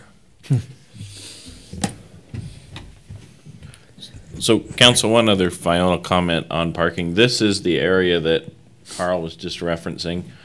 This is 2100 South and 1300 East. I-80's down on the bottom of this picture. But part of the reason this parking lot in particular, near the Barnes & Noble, there's an Old Navy, Panda Express, is always full, is because it's completely different than the Shopco over here, where when you park in this parking lot, there's only one thing you're headed to. When you're parking in the other parking lot, you're competing with everyone who's going every which direction. Every time I've been there, I've always found a spot, but it usually takes me a second to find it. And it's usually not nearest the store that's closest to what I'm after, but it's near interesting things that I get to walk by as I head to Barnes & Noble or to Petco or things like that. And so part of it is a difference of opinion. If you go to this same spot, this Shopco, you'll always find a spot. It's just how far you have to walk to get to what you're after. And so I think that's what Brandon's talking about, the time-tested kind of parking model. Is it's actually designed to always be full, or as full as it can be without being too small, because that creates efficiency and creates that kind of activity that makes people walk and see things. Is there any correlation between this and like Farmington Station? Yeah, that's a great question. The way that Farmington Station is great. I love it. This is not intended in any way to be derogatory, because I'm pretty sure that they are pulling in a very large amount of money, everyone that is there. But Farmington Station is what I refer to as a town center without a town or a town center in the middle of a parking lot, right? So the Farmington Station is what you would, what you're shooting for, say, in our downtown market zone. And that's the gooey center that everyone wants to get to, right? But you have to have the less, they're not boring, but they're the less climax type areas of the supporting neighborhoods in order to create those sorts of development in order to keep it sustainable and to provide the users for, in close proximity to be able to provide that type of, to provide customers and patrons to those sorts of developments. So in other words, if you were to take Farmington Station and take, it's got a massive parking lot to the east, and, take that away and put in a number of townhomes and maybe 2 to 4 story apartments or general stoop buildings like we've seen, and surround it, then that would be the supporting neighborhood that supports the town center that Farmington Station could be to those neighborhoods. So If we built this, we could get it Cabela's.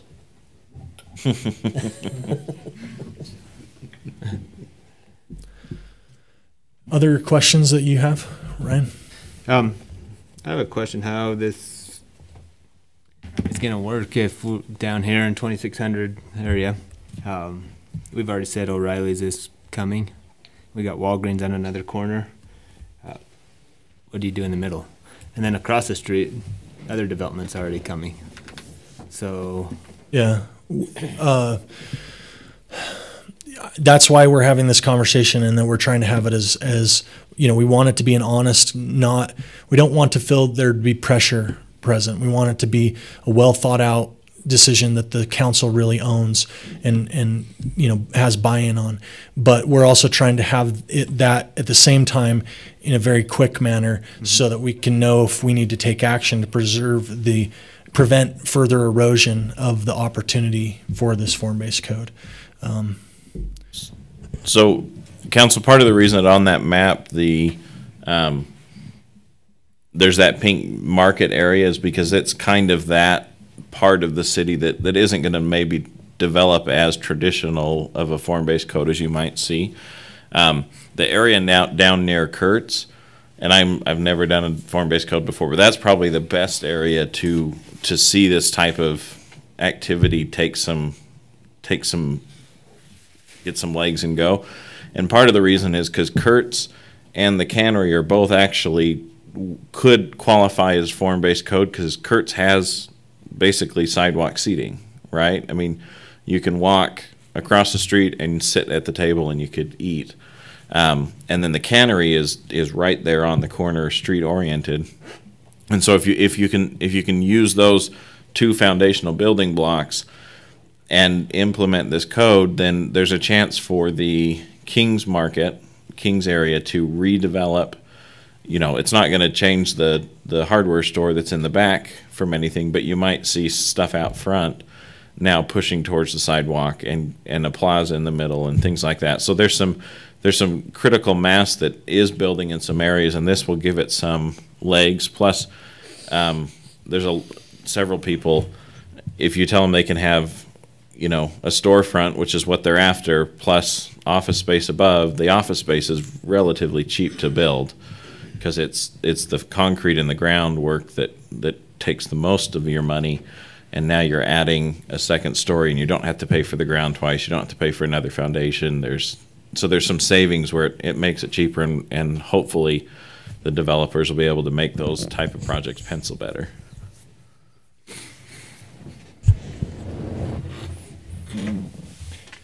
I'll just throw out one comment that keeps coming to my mind.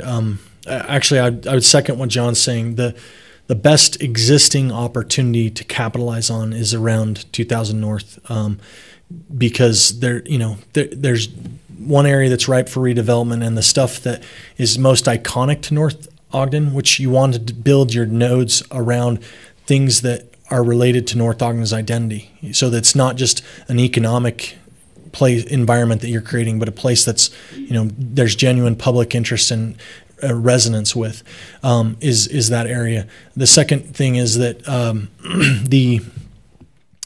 this code isn't perfect. We've done our best, but it's not perfect. There are going to be lessons that are going to be learned that we're only going to learn by, if it's adopted by going through the process. I think what I put in the code is that for the first 18 months that we would waive the application fee because it gives staff the opportunity to learn, the details of what it's like to process an application and where any kinks might be in the code, and as an incentive to induce it, those applications. And so, like I said, we've done our best. We can't foresee every potential kink or possibility that's going to come down the road, but we've done our best to make sure that the overall guts of the code work together well. So.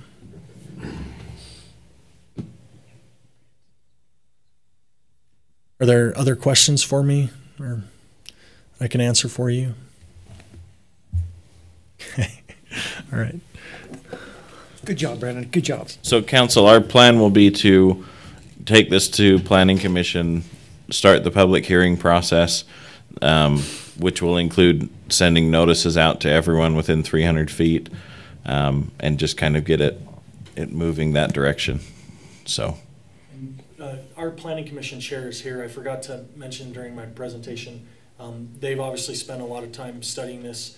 If Eric has any comments. That's what I was going to ask, is if Eric has anything to say about it.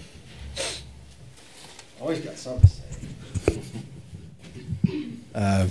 Eric Thomas, Planning Commission Chair. So if you need to take a breath, that's okay. You digested 6 months worth of Planning Commission review with Brandon here in the last hour and a half. The form-based code we see as a great thing for us to, as a city, to give vision to people who want to develop in the city, and especially the downtown area. And kind of what spurred a little bit more urgency on it is, like Councilman Barker said, that O'Reilly's that's submitted to application to, we have one prime area to develop something unique and cool for North Ogden downtown, and now we're going to put another just square building with a parking lot around it. And so, there's not much we can do right now to thwart that, but aside from urge and encourage the building placement to maybe be something that won't quite stick out if we do pass the form-based code for other, downtown market area. That the Kurtz area is available for redevelopment and changes, and as some of that develops along 1700, where Prominence Point is, and getting that streetscape, what we'd like to see and usable. The other area would be the market, downtown market area, and that could attract development that we want to see to create the walkable, because if we just kind of sit back and just let every developer come in as they have a project and say, oh, I can go in that commercial code, I'm going to put my building there. We're just going to see our city be developed out in our commercial areas based on the desire of whatever developer comes next. And so this is important for us to give some vision to say, hey, we want development, we want it to be nice, here's some guidelines, come on in and do it, rather than just advertising, hey, we have some vacant ground, please put your commercial here. And so that's the key, I think, that's really important. Some of the things that I've seen, and as a planning, some of the hurdles that may be tough is, as you look at that map, is it realistic that we can have street frontage buildings from, 2800 to 1700 along Washington? That's a big area, and so it may be something that develops out that we have focusing on the north and the south end that really create some cool stuff. And in that middle, it may be a mix of what you've seen tonight with form-based code with a hybrid ability to auto use, because, like Councilman Severing said, when we got 4 months a year that people don't want to walk around because it's 20 degrees outside. And so, it may be a mix that ends up happening, but what we want to mainly push is, let's get our vision out there, let's get something. And with what's happening now with this commercial development that's been approved or applied for, is let's get this thing through and let's work on the tweaks with it in place rather than spend another year trying to figure out what exactly we want to see and then implement it. Let's implement it and let development come and make tweaks as we need to. There's nothing that says that you guys or the next city council, has somebody that comes and says, hey, we want to do something different. Well, there's always the ability to change, but let's throw out our vision first instead of have everybody else's visions brought to us and asked what we think. And so I know the Planning Commission is in support of it and getting the ball rolling, and let's do that. So we encourage your support for that. If you have any other questions for me. Thanks. Okay, thank you. Thanks, Eric.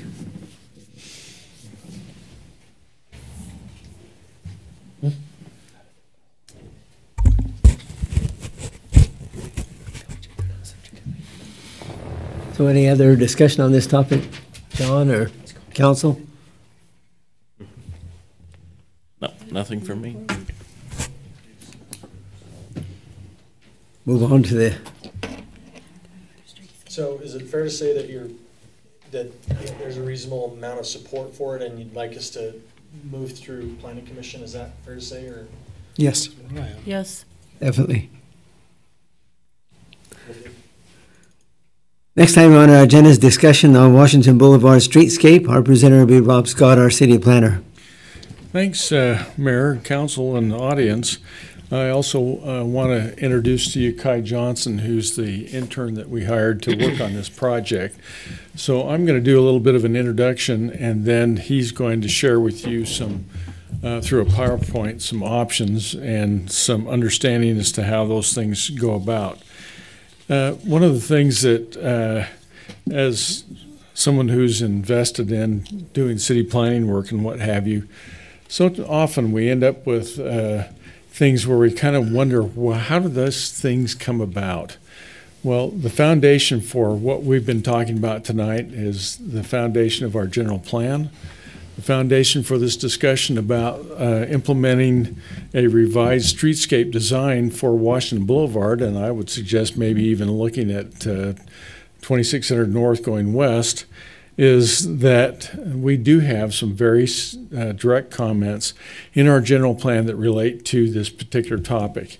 And you've seen the staff report. There's a section in here that deals with the transportation chapter, and it gives an example of a cross section similar to the one that you've seen. We have comments in our downtown and southtown chapters that talk about what are the components of the downtown, transit and excellent pedestrian connections, wide pedestrian friendly and attractive sidewalks, well-lit streets with unique light fixtures are some of the things that are talked about. We talk about beautifying improved streetscapes, enhanced visual appearance, theme lighting, wider sidewalks, seasonal flower displays. Does that sound familiar?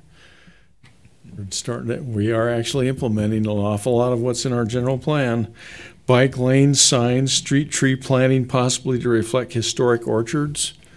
We've already had your blessing to have the cherry trees be the tree of choice along there, and landscaping. So we've done a lot of foundational work, and now we need to get to the point where we're actually identifying how those things are going to come about.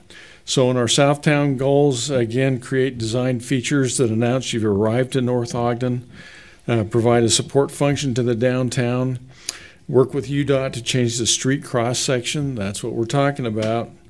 Change the streetscape with widened sidewalks, street trees, and specialty cutoff lighting, which is something that, again, kudos to the city with respect to the identification of those things.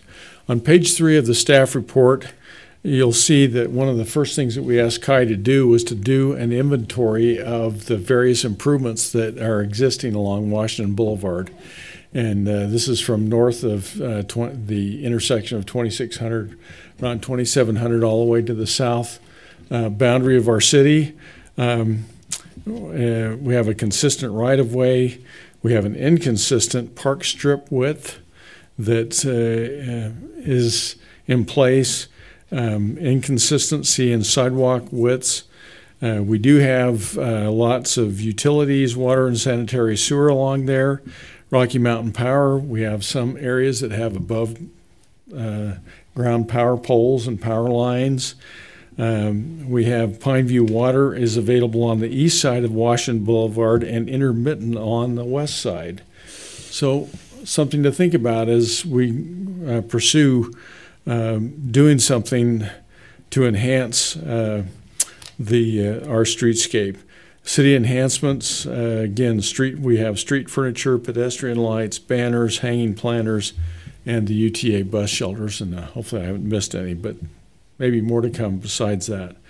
I've given you a little table that gives an example of the form-based code versus the existing code. And as you look through that, you're going to see, as Kai shares this with you, he's going to show you how those things can be adjusted to move towards the form-based code discussion as we go forward. So what are some of your considerations? Are the Washington Boulevard streetscape options appropriate? Is the streetscape design consistent with the general plan? And which streetscape option does the City Council desire? Now, the next step on this path is if you feel comfortable in moving in this direction, and we're not asking for a decision this evening. Again, this is something that needs to go to the Planning Commission for their review and recommendation to you. John and I have talked a little bit about this, and our feeling is that we should basically, once we come to consensus on the streetscape design, that we put this actually in ordinance format so that we have a ability to make sure that this gets included. So if you have any questions for me, I'm here. I'm going to turn it over to Kai for his PowerPoint, and this is a great opportunity for a hardworking young man to put some of his skills and his street smarts, shall we say, and as we move forward with this streetscape project. So, Kai? I'll be brief. As Rob said, this largely is based on the general plan. That's kind of been my guide in doing this. Overall, there's multiple reasons that we want to do this, or at least my impression from the general plan, but creating a pedestrian-friendly streetscape and downtown. 2 slides.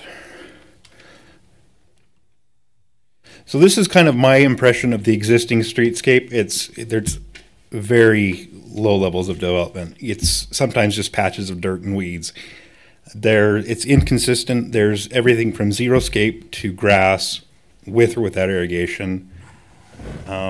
It's undefined. It doesn't, when you travel into North Ogden from the Harrisville, Ogden area, the only reason you can tell is there's a sign. You don't realize you've crossed the border. And that is one thing that my understanding is that the city wants to change. It's also unsafe for pedestrian travel. Having walked the project area multiple times, it's scary. I feel like you're walking down a highway and it's 132 feet to get across. So it's very unsafe for bike and pedestrian travel. This is kind of the existing. This is 1700 North. You can see there's the North Ogden sign hiding behind the white car. Very unassuming, very undefined. Okay, so as Rob said, it's very the sidewalk widths vary, the parking strip widths vary.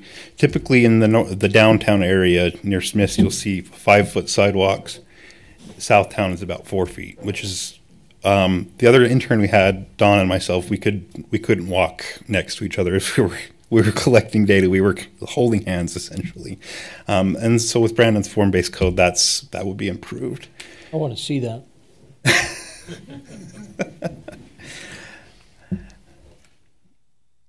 So here's kind of a GIS drawing of what the street at 1700 North would look like with the complete streets in a form-based code. Everything would be developed. It would be consistent along the length of Washington Boulevard. Interesting, always something to look at, and would provide an identity to the city.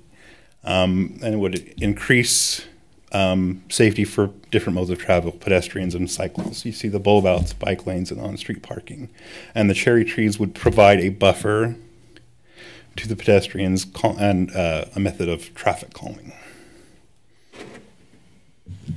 Here are the cross sections. This is with the form-based code and complete streets on top. If we maintain the existing zoning and improve the streetscape, that would be the example on the bottom.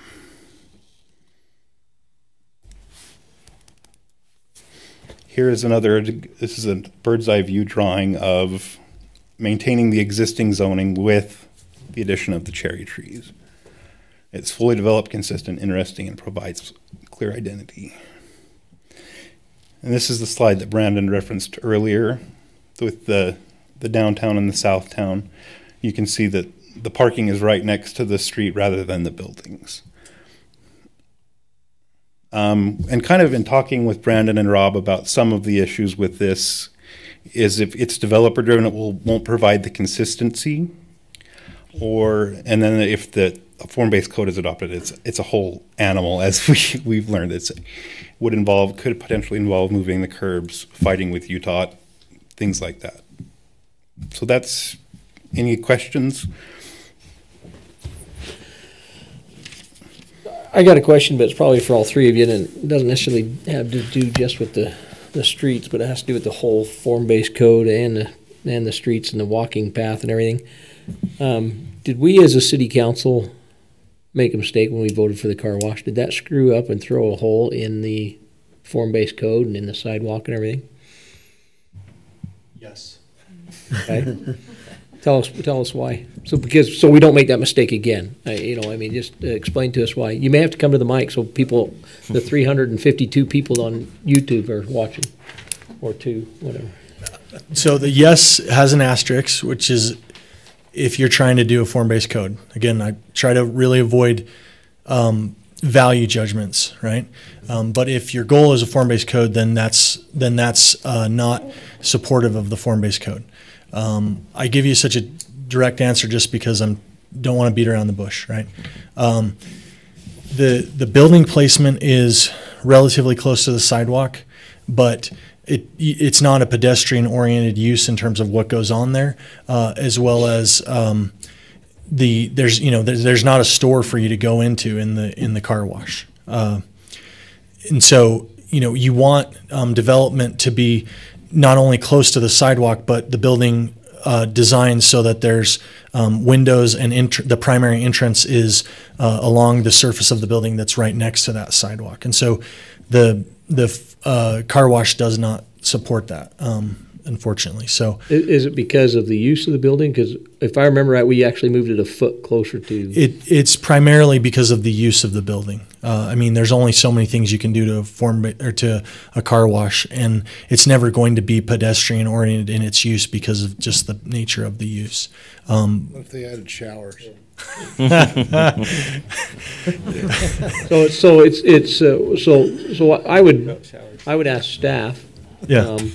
25 of it. To obviously, if we approve this form-based code as it is, it's probably going to be a month, 6 weeks anyway. Well, we're not going to have another meeting for that because the planning commission has to vote on it, and then comes to us. We have to have public hearings. It's probably going to be 2 months before it's approved, or something like that. So if there's some development that comes to us, I would ask the staff to kind of help us understand so we don't make this same mistake. Because honestly, when I voted for it, I felt like you're still getting the sidewalk. I knew that I kind of understood the form-based code, but I thought it's still the building there. It's going to still be a walkable path. It's just not the use of the building is not a form-based code concept. Yeah. So it's not just about walkability along the sidewalk, whether it's technically possible. It's about A, whether it's enjoyable, and B, whether there's something at the edge of the sidewalk that you can walk to. And, people aren't going to walk into a car wash unless we have some other issues going on. So having the streetscape consistent will help mitigate that, because if someone's walking on an 11-foot sidewalk with cherry trees, they might be walking just to walk. You know, they might walk from the apartments to Kurt's because it's a pleasant walk and they feel safe making that instead of driving. So the streetscape and that approach helps mitigate and bring the development, regardless of what it is, house, whatever, together into one cohesive corridor.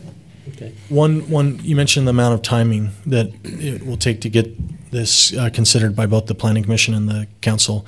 One thing that we've discussed is a moratorium on, I think, the C2 zone, just to prevent paper cuts, again, that we've discussed on new applications while we take the time to prepare that. I know there was one done on the R4 zone, but we've also discussed in staff, just, the point is, if we know the Planning Commission, I don't know how the vote's going to turn out, but there's been strong support there voiced by them, and it sounds like there is here. So that would just give us the breathing room to push this, to do the technical requirements to push it through. John, what would we need to do for that moratorium? So it would need to be in a council meeting, and I could put the stuff together for the 18th. And then what that does is give you a 6-month window to pass it, or it reverts back to the original coding. You do that? I like that, please. Okay. Thank you. And we're sorry for screwing up the form-based code. It's like I said before, it's your city, not mine. I'm just trying to help make sure provide as much information. Brandon lives in Ogden, so. Oh, Are are we just now learning that? There's houses for sale in North Ogden. You come up. Why hasn't that come up before? So, council members, one of the things that I think we need to remember, and that is, yes, we can identify specific things as far as standards, but there's also carrots out there as opposed to just sticks. And fortunately, the city actually has a redevelopment district in place. And so some of these things, as far as public improvements and what have you, I would suggest that you take a look at how those options could be employed so that we would be able to move the streetscape along a little more carefully. I know that, or a little more quickly. You've got your budget deliberations that are coming up, and I didn't talk to John about this. He may be after me tomorrow, but I would suggest as part of your budget deliberations, you take a hard look at some of that. Some things are really expensive, like getting rid of the above-ground power. That's going to be a big price tag. But I think the end up reward is going to be pretty substantial in the long run. So hopefully there's a potential for, we've already developed really great partnerships with both UDOT and UTA. There's nothing that says we can't develop another partnership with our friends at Rocky Mountain Power. So that's one of the great opportunities as part of local government, is to be able to develop these partnerships so that those things can move along. So that's my comment. I was just curious, so when we talk about the streetscape, for example, as I'm looking at this diagram of Washington Boulevard and 1700, we're not saying that we want to put all of these cherry trees, et cetera, in immediately. These will come in as the development, as the form-based code occurs. You have a choice. I mean, the city has spent a substantial amount of money to put a lot of those street improvements in already. So the pedestrian lighting, the UTA bus shelters, the street furniture, the garbage cans, and so forth. So again, it's a balance as to how those things. Do we want to encourage and potentially even make requirements of development as it comes? Sure. We definitely want to take advantage of that, but there's probably going to be some of those missing teeth, so to speak, that it may be up to the city to step in and put those remaining touches in place. So I'd say it's a kind of a combination. Okay, thank you. Sure. Anything else? So if the council's comfortable, then we will prepare, we're going to be, we have this on the Planning Commission's agenda tomorrow night. We'll share with them similar information that we did tonight. If you're comfortable, we'll go forward with sharing that with them, and then we'll move towards identifying and putting an ordinance together. Yep, I'm good. Can I maybe, I'm sorry, Scott, just popped into my mind. So when we talk about these cherry trees, are we going to really take the kind of time to make sure that these are well-formed trees? We already have a standard that says that the trees will be of sufficient diameter so that they're not, I'll use the term buggy whips. And they're not going to be fruit-producing, it's going to be fruitless? No, there will not be, you're not going to have fruit all over the place. All over the sidewalks? Yeah. Okay. That was the whole idea, that they're flowering trees. Thank you. Sure. Thank you. I think one point that Kai brought up to me that I just thought should be mentioned is he made the comment about the challenge of being developer driven. What he means by that is on a project by project basis as redevelopment occurs. The major challenge to just not providing funding from the city and having it just occur on a project by project basis is the fact that trees will get planted at different periods in time, and so you'll have different heights and spreads. That would be one reason to consider putting potential funding towards, doing street trees from the city so that they can be planted in a relatively short time frame. But our goal isn't to do this. I wasn't here last week for the Tuesday's budget meeting because I was out of town, but I just get a little concerned when we already start talking about making these kinds of investments when there's still some areas in the city that need to be looked at, like, the existing parks and Lowman View that needs new bathrooms. And so I guess that's part of my question is this going to be, I love the idea of the unity of the trees, and I can see that kind of issue, but. We could use Part of the investment What's might, that? and part of the investment might be, instead of having to hire people to go down and water these things, that we get water lines put on and they're automatically done, so that you have an opportunity to, to have a smart investment that's not going to require additional resources, that you're able to transfer those somewhere else. Right, and my point just simply is, you look at this particular diagram, and that's a lot of trees. And I know trees aren't cheap, but I would like to see more money, at least initially, put toward the parks the bathrooms being taken care of and things like that. And the other thing, council, if you make the decision this year, it doesn't mean that it all has to go in next year. The idea could be, well, we're gonna plan and we're gonna do it at year 5 or year 8, but we've made the decision and we're gonna plan for that. So There we're are just talking some, about a kitty. We're just talking about putting away in some kind of a savings account to get to that point. or just having it on the program that, hey, it's a capital project we will complete in 2022. Okay. And that's a ways out, and that's hard to do because with the change in council that'll happen, in that time frame. But there are all sorts of options, including there is a company in Utah who's doing a green initiative where they're giving away trees, and we talked about possibly seeing if we could convince them to give us trees for a portion of this. But it would require, like Rob said, the investment in irrigation so that we're maintaining the irrigation lines in those park strips to keep the trees alive. So, anyways, there's more moving parts on this. We're hoping to get some of it worked out, but I think what you're saying is correct. There's no current plan to go out and plant trees. Once this is approved, it's going to be okay, it's been approved. Let's talk about timing. Okay. Sort of a deal. Thank you.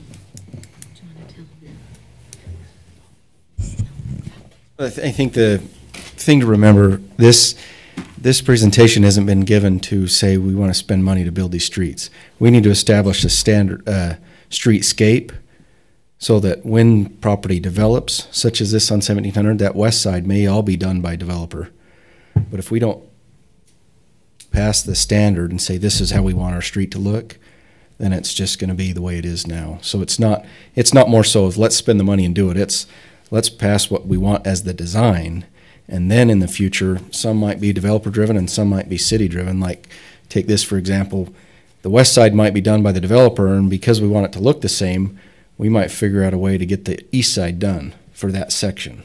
But this really isn't fund it now when we want to build this. It's let's approve what we want as a design, so as a development happens, that's the new standard for the road. Not what we're dipping into the budget to try and buy trees.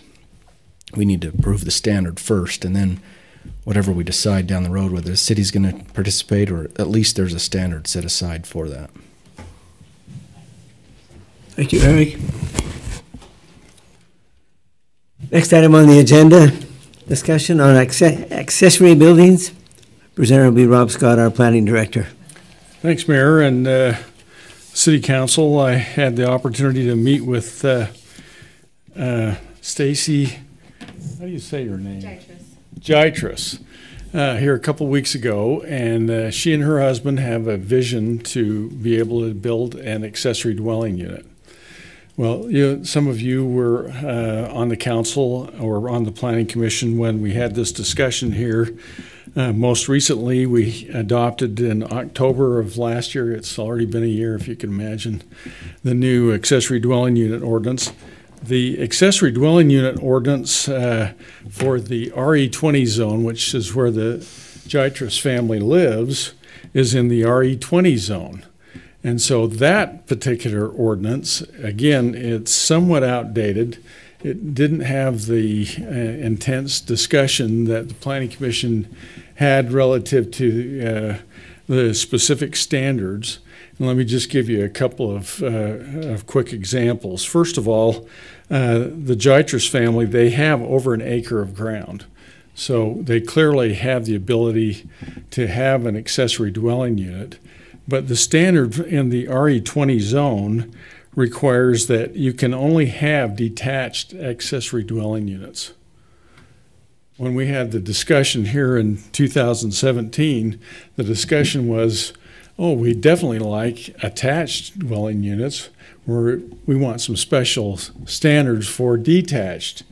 So they actually are prohibited in the RE20 zone from even being able to have an attached accessory dwelling unit, which is their desire. They want to have an attached accessory dwelling unit.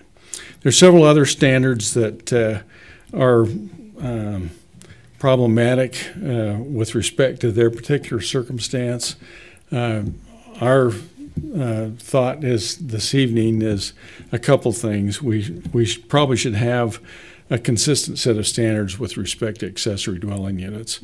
And the staff would recommend that we work with the Planning Commission to basically replace the RE20 accessory dwelling unit standards with our new standards that were adopted this last year. So in essence, we would eliminate that subsection of the ordinance. In the accessory dwelling unit, it's a very simple change, because you'll remember we have basically it's one sentence in there. It will apply to certain zones. So all it has to do is we have to simply delete the section in RE20, and in the 111034 accessory dwelling units, we simply put RE20 in there. It's really a pretty simple fix when it comes to that. There is one other policy discussion, and some of you are not privy to that, but when we put together this discussion about accessory dwelling units, there's a discussion about should we expand accessory dwelling units to be allowed in other R1 zones. And at the time that the council adopted that, the idea was let's see how it goes, and then let's consider it. In my opinion, this is the time to consider it. This is a really important issue as far as being able to provide opportunities for people to live within our community that otherwise are probably not going to have that opportunity. So those are my suggestions. send this on to the Planning Commission and staff work on revising the standard for the RE20 zone, add it, and then also include in that discussion what other single-family zones should have the opportunity to have accessory dwelling units. The ordinance prohibits accessory dwelling units in multifamily projects. It only applies to single-family. So basically a basement apartment is what it amounts to. One of the critical points of this whole discussion has been this only applies if one of the units is owner-occupied. That is a key foundational point, the critical components of this type of a consideration. Happy to answer questions. So, Rob, I think I remember the conversation we did talk about bringing it back to us and seeing kind of how it went, and having not heard anything negative really, I'm for revisiting it and looking at it for sure. It appears we're getting a lot of pressure from surrounding areas, government, state government, whatever, to provide these opportunities more and more all the time. I would concur with that, Mayor. I think we should look at And I it. think there's a lot of common sense to it as well. Well, I particularly appreciate your counsel that we need to stick to the owner occupation piece. That can change the complexity. I mean, if you're not And doing what that, we end then up you're, with in essence, dramatically. what you're doing is you're allowing for, in essence, multifamily throughout. And that, I don't think that's the tenor or the direction that we ought to be going. Thanks, Rob. You're all in agreement with that? You two are thumbs up? Thank you for that presentation. It'll proceed then to the Planning Commission for the recommendation for the council, correct? Yes. Okay. I like how we made more work for the Planning Commission. I think all three of them went back to him. Yep. Okay, item 6. I placed on your desk this evening a list of all the committees that we have listed in our community. Some of them have not had any meetings or had any action or anything for a long time. They've been formed however long ago. And so I got looking at these, and some of them we need to revitalize for the benefit of our community. And some of them we just need to do away with because they're not effective anymore or not being utilized anymore. So, Mayor, and that may be just for our education, if I understand it correctly, these committees are when they hold meetings, they're supposed to be recorded minutes and everything, is that correct? That's correct. Some of them, if they were formed by the city council, yes. If they weren't, no. So do we Does that know, make sense? do we know which ones are which? What's that? I think the assumption, so this list came from the state public notice website. If you remember, Aaron These are all Christensen, that were Yeah. formed by the council. yeah, he mentioned he couldn't find Arts and Amphitheater on there anymore. So I jumped on and found that there was, 12 or 13 committees, most of which haven't met for years or decades. So the discussion was we should eliminate them wrap them up as committees, and possibly, modify them or whatever. So. Thank you. So are we going through these tonight, one by one? Is that what you'd like to do? Do you want me just to tell you which ones we haven't been utilizing? Well, I was Outdoor Sales Committee. Outdoor Sales Committee, we don't use. The Board of Adjustment, we now use a hearing officer. Right. The Business Development Committee, we started that probably 6 years ago, and then they started their own. Right. Sean Maynard started his own. We don't use that. The Employee Compensation Committee, you had them for just a project's short done, time, yeah. and it's not, we don't use that anymore. The General Plan Steering Committee, once the general plan was done, they've never met. There's no need to meet. The museum committee, I don't believe they meet at all. They're now 501c3, right? And so That's right. Yeah. They are. You're right, Carl. They are. The Northview Senior Center Committee, they now have their own board.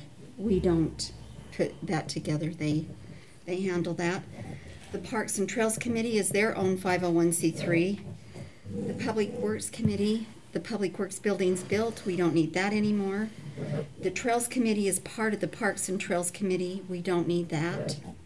The Urban Design Committee, we haven't used that for years. I see. So that leaves Barker Park Committee, Economic Development. Economic Development Committee, Arts and Amphitheater Committee, Museum Committee.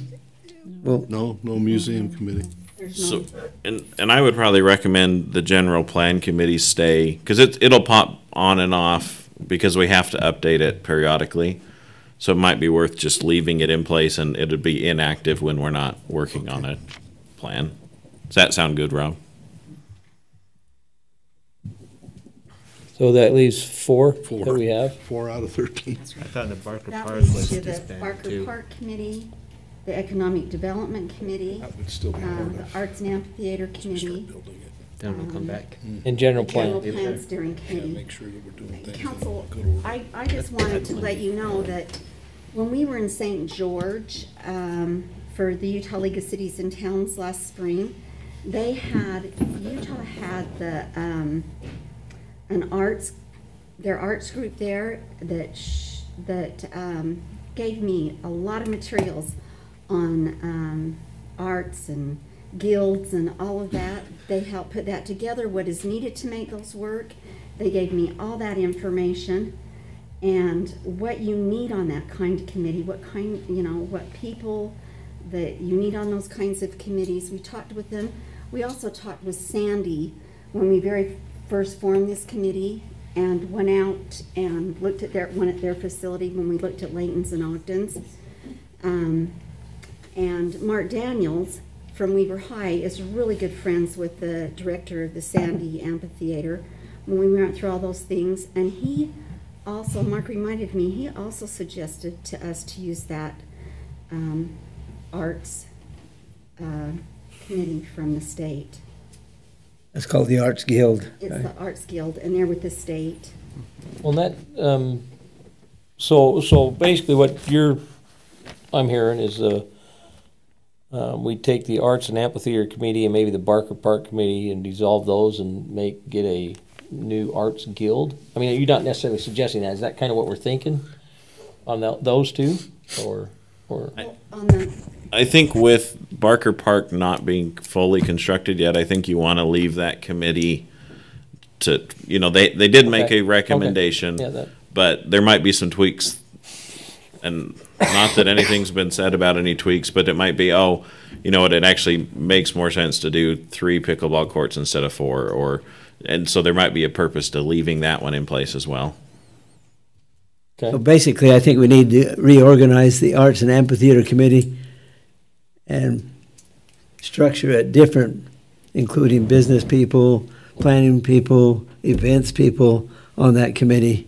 Well, so I know when I was on the city council before, that's when we combined the Parks and Trails Committee, and then when I wasn't on the council, I was the chairman of that, and we had city council member on it, but we had to have applications, and not that we ever said no to anybody, but I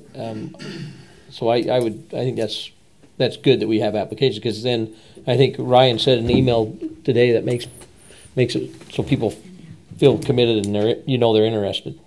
If they apply, then they want to serve. Yeah. So, and I think it's a great way to handle it. So, I would be for something like that for sure. I don't think we know all 19,000 of our residents. We don't. No. That was my point of saying let's get applications. I don't know everybody. Yeah, I think we need to reorganize that committee and put out that we're looking at applications and start anew on that particular committee. Do you want them to have some qualifications in some of this? yes, we'll gather that information that I have, and I'll contact the Arts Guild. From the state? From the state. From state. And, I mean, they had lots of information for us, and we've gone through it, and we'll base our application on, you know, do you have this experience? Do you have this experience? Examples. List you of know, qualifications. qualifications. Can I just, one of the suggestions I'd make, because we have, basically we'd have the Barkers Committee, Barker Park Committee, the Economic Development Committee, General Planning Committee, and then the one for the arts and stuff that we would develop, that we have at least one council member on each, because I'm not assigned to any of those that I'm aware of, you know, or asked to be on it, you know, and that's how I got involved in the Parks and Trails, is I was asked to sit in, you know, on that, so. I think that'd be good, you know, to have, if the mayor's supposed to be the chairman, then I think the councilman ought to be vice chairman, so that they can cover for each other. I nominate Blake